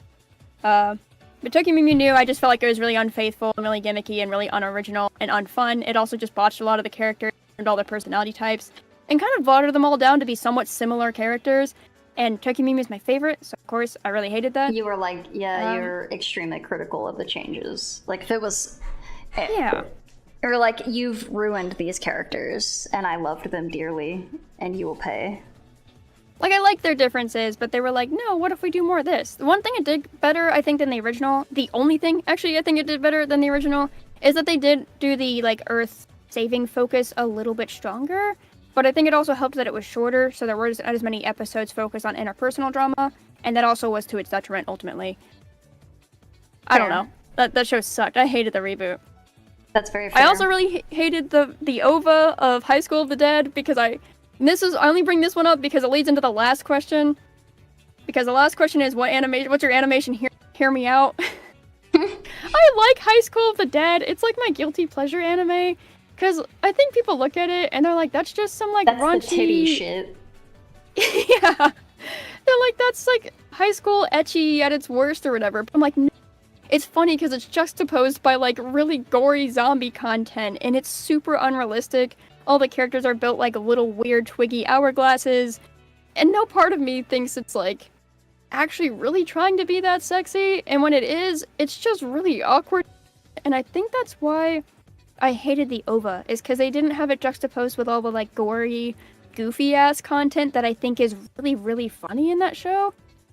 Yeah. It just was them on a beach. It was like beach episodes, so it was like really, that one was actually really trying to be sexy, and I'm like, I'm sorry, nothing about this series is actually genuinely sexy to me. High School of the Dead is a very unsexy show. All the physics are weird as hell. The characters are weird as hell. None of them are that endearing. They're just bizarro characters. But like, the OVA actually tried to make it like, oh, what if it's a beach episode? And my favorite guy, who's this gamer guy who's kicks ass with a weapon, or with like all guns, or they made him look like an idiot in the OVA, and I was so like secondhand embarrassed by how they wrote that. You're like, you I think assholes. I hate that. How could you do this to Hirano? He's fool. He didn't deserve this fate. So that's also an animated feature I really hate. the high school that it over, and also it teases that they're gonna keep going, and then it doesn't keep going. The series ended there, so it's just extra salt, sea salt in the wound of that beach episode. Sand and salt in the wound. The worst combination. That's my animation. Hear me out as well, though. I feel like High School of the Dead. It just seemed like a overly raunchy, stereotypical ecchi, but it's so hilarious. I definitely recommend the dub if you ever give it a shot. If you like mindless, goofy shit. I do like dumb shit. I've never seen High School of the Dead. I've never thought that it was like, it was on my radar, but never like, I need to watch this kind of thing. But I don't know. I was never like, that's gonna be hot. You know? I was never like, the opening theme song's like, here's cool zombies, and then they're like, here's all the girls in lingerie, and it's the weirdest part of the theme song because it just feels like it throws that shit in there, and you're like, you know what? That summarizes High School of the Dead pretty well. You're like, this is so funny, but like, why did we just throw random fan service in? And sometimes it's funnier because the girl's like getting eaten by zombies, but you get to see her lacy underwear in the process, and you're like, why? Like, the camera is a character, and it's hilarious for some reason. Like also, the main girl sucks. I hate her so much. Damn. She is so fun to hate. She's like, just like a terrible, shitty, unsupportive person who contributes nothing to the group and relentlessly keeps stabbing zombies in the heart, even though it has been very clearly made you have to hit them in the head. So, like, she's physically fit and she can do it. Bitch. She just keeps doing it wrong. Yeah, she's like, I'm just gonna do it like this anyways. And then she's so mean to the main character. And he doesn't do anything wrong, really. He's just, like, empty-ass protagonist guy. And she just, like, pitches him out all the time. But he has a really nice girl who's, like, kind of yandere, and she is, like the best girl character. She's really good. She's definitely the best lady in that show, and she actually kicks ass, and she knows to kill them in the head, and she's really effective at it. She's, like, the exact person you'd want on your zombie team. So, I recommend it if you like the goofy-ass. You can find a lot of it on free. For free. I'm sure I have. I have a couple streaming services. Hopefully it's on one of them. I don't fucking know. If not, if I really want to watch it, I'm sure I can find a way. But I reckon that is our time, and I appreciate you having you on. I haven't actually seen any of what you've been working on because I have fucking 400 chats. Oh, that looks good. Maybe I'm biased, but I like Puppy Ray. Oh no, you have like cat. You have a cat and a puppy. Oh, you have a cat. I like the floppy ear then, which is still biased. I do just love floppy ears. I think this is coming along. That looks really good. I need to get like a full, like, good turnaround of my Sonic OC and get like a good like design for it. Because I made the one for like the karaoke and for like the Sonic thumbnail, but that was like not really considering design. That was just like, I gotta get this shit out. I'd like to do like an actual like design of it. Yeah, that's kind of how I feel, where I've like, all of my stuff has just been for assets, and I'm like, you know what? I actually just want to draw like the Sonic Sona, but with like intent this time. So it was fun to do this on stream today. Thanks for hanging out with me and drawing. Yeah, thanks for coming on. You know, we're always you're always welcome on a stream. And also we maybe we get that Fansly together or whatever. Oh yeah, I'll see if I can get that coconut and Azuki Nekopada for us. Yeah, but you know, we talk like almost every day, so just DM me or whatever. And thank you everybody for the first day of Animation. Woo! Yeah, you got many cool, awesome guests and projects to look forward to for the rest of this month. And I wish you a great time, Tirif and chat and all of them. Thank you for having me on. I hope you, thanks for starting it off strong. I hope everyone's been having a good day, and I hope that you all look forward to more of yapping, and hopefully you'll see more scenes than just this hair flippy one. I'll try to get some together that are not just this one, that I can actually do on stream. Yeah, but I've been working on this one for a while on stream because it's the easiest one to like do because it's the cleanest and That's the so most fair. on model. Getting stuff on model is probably the worst like part of the cleanup because my shit is so like rough. But yeah, I appreciate it, and I hope you guys look forward to more yapping and more guests and more. I'm gonna put out some things on Blue Sky and Twitter asking for you guys to submit stuff. So keep little iBubs out for that, and I will. Oh yay. Yeah, I will see you all around. Is there any of our friends that are currently streaming that we know about? Sika's playing Overwatch. Sika? See what Sika's up to. And we'll have to send out a little dance party to Sika. And we'll have to send out a little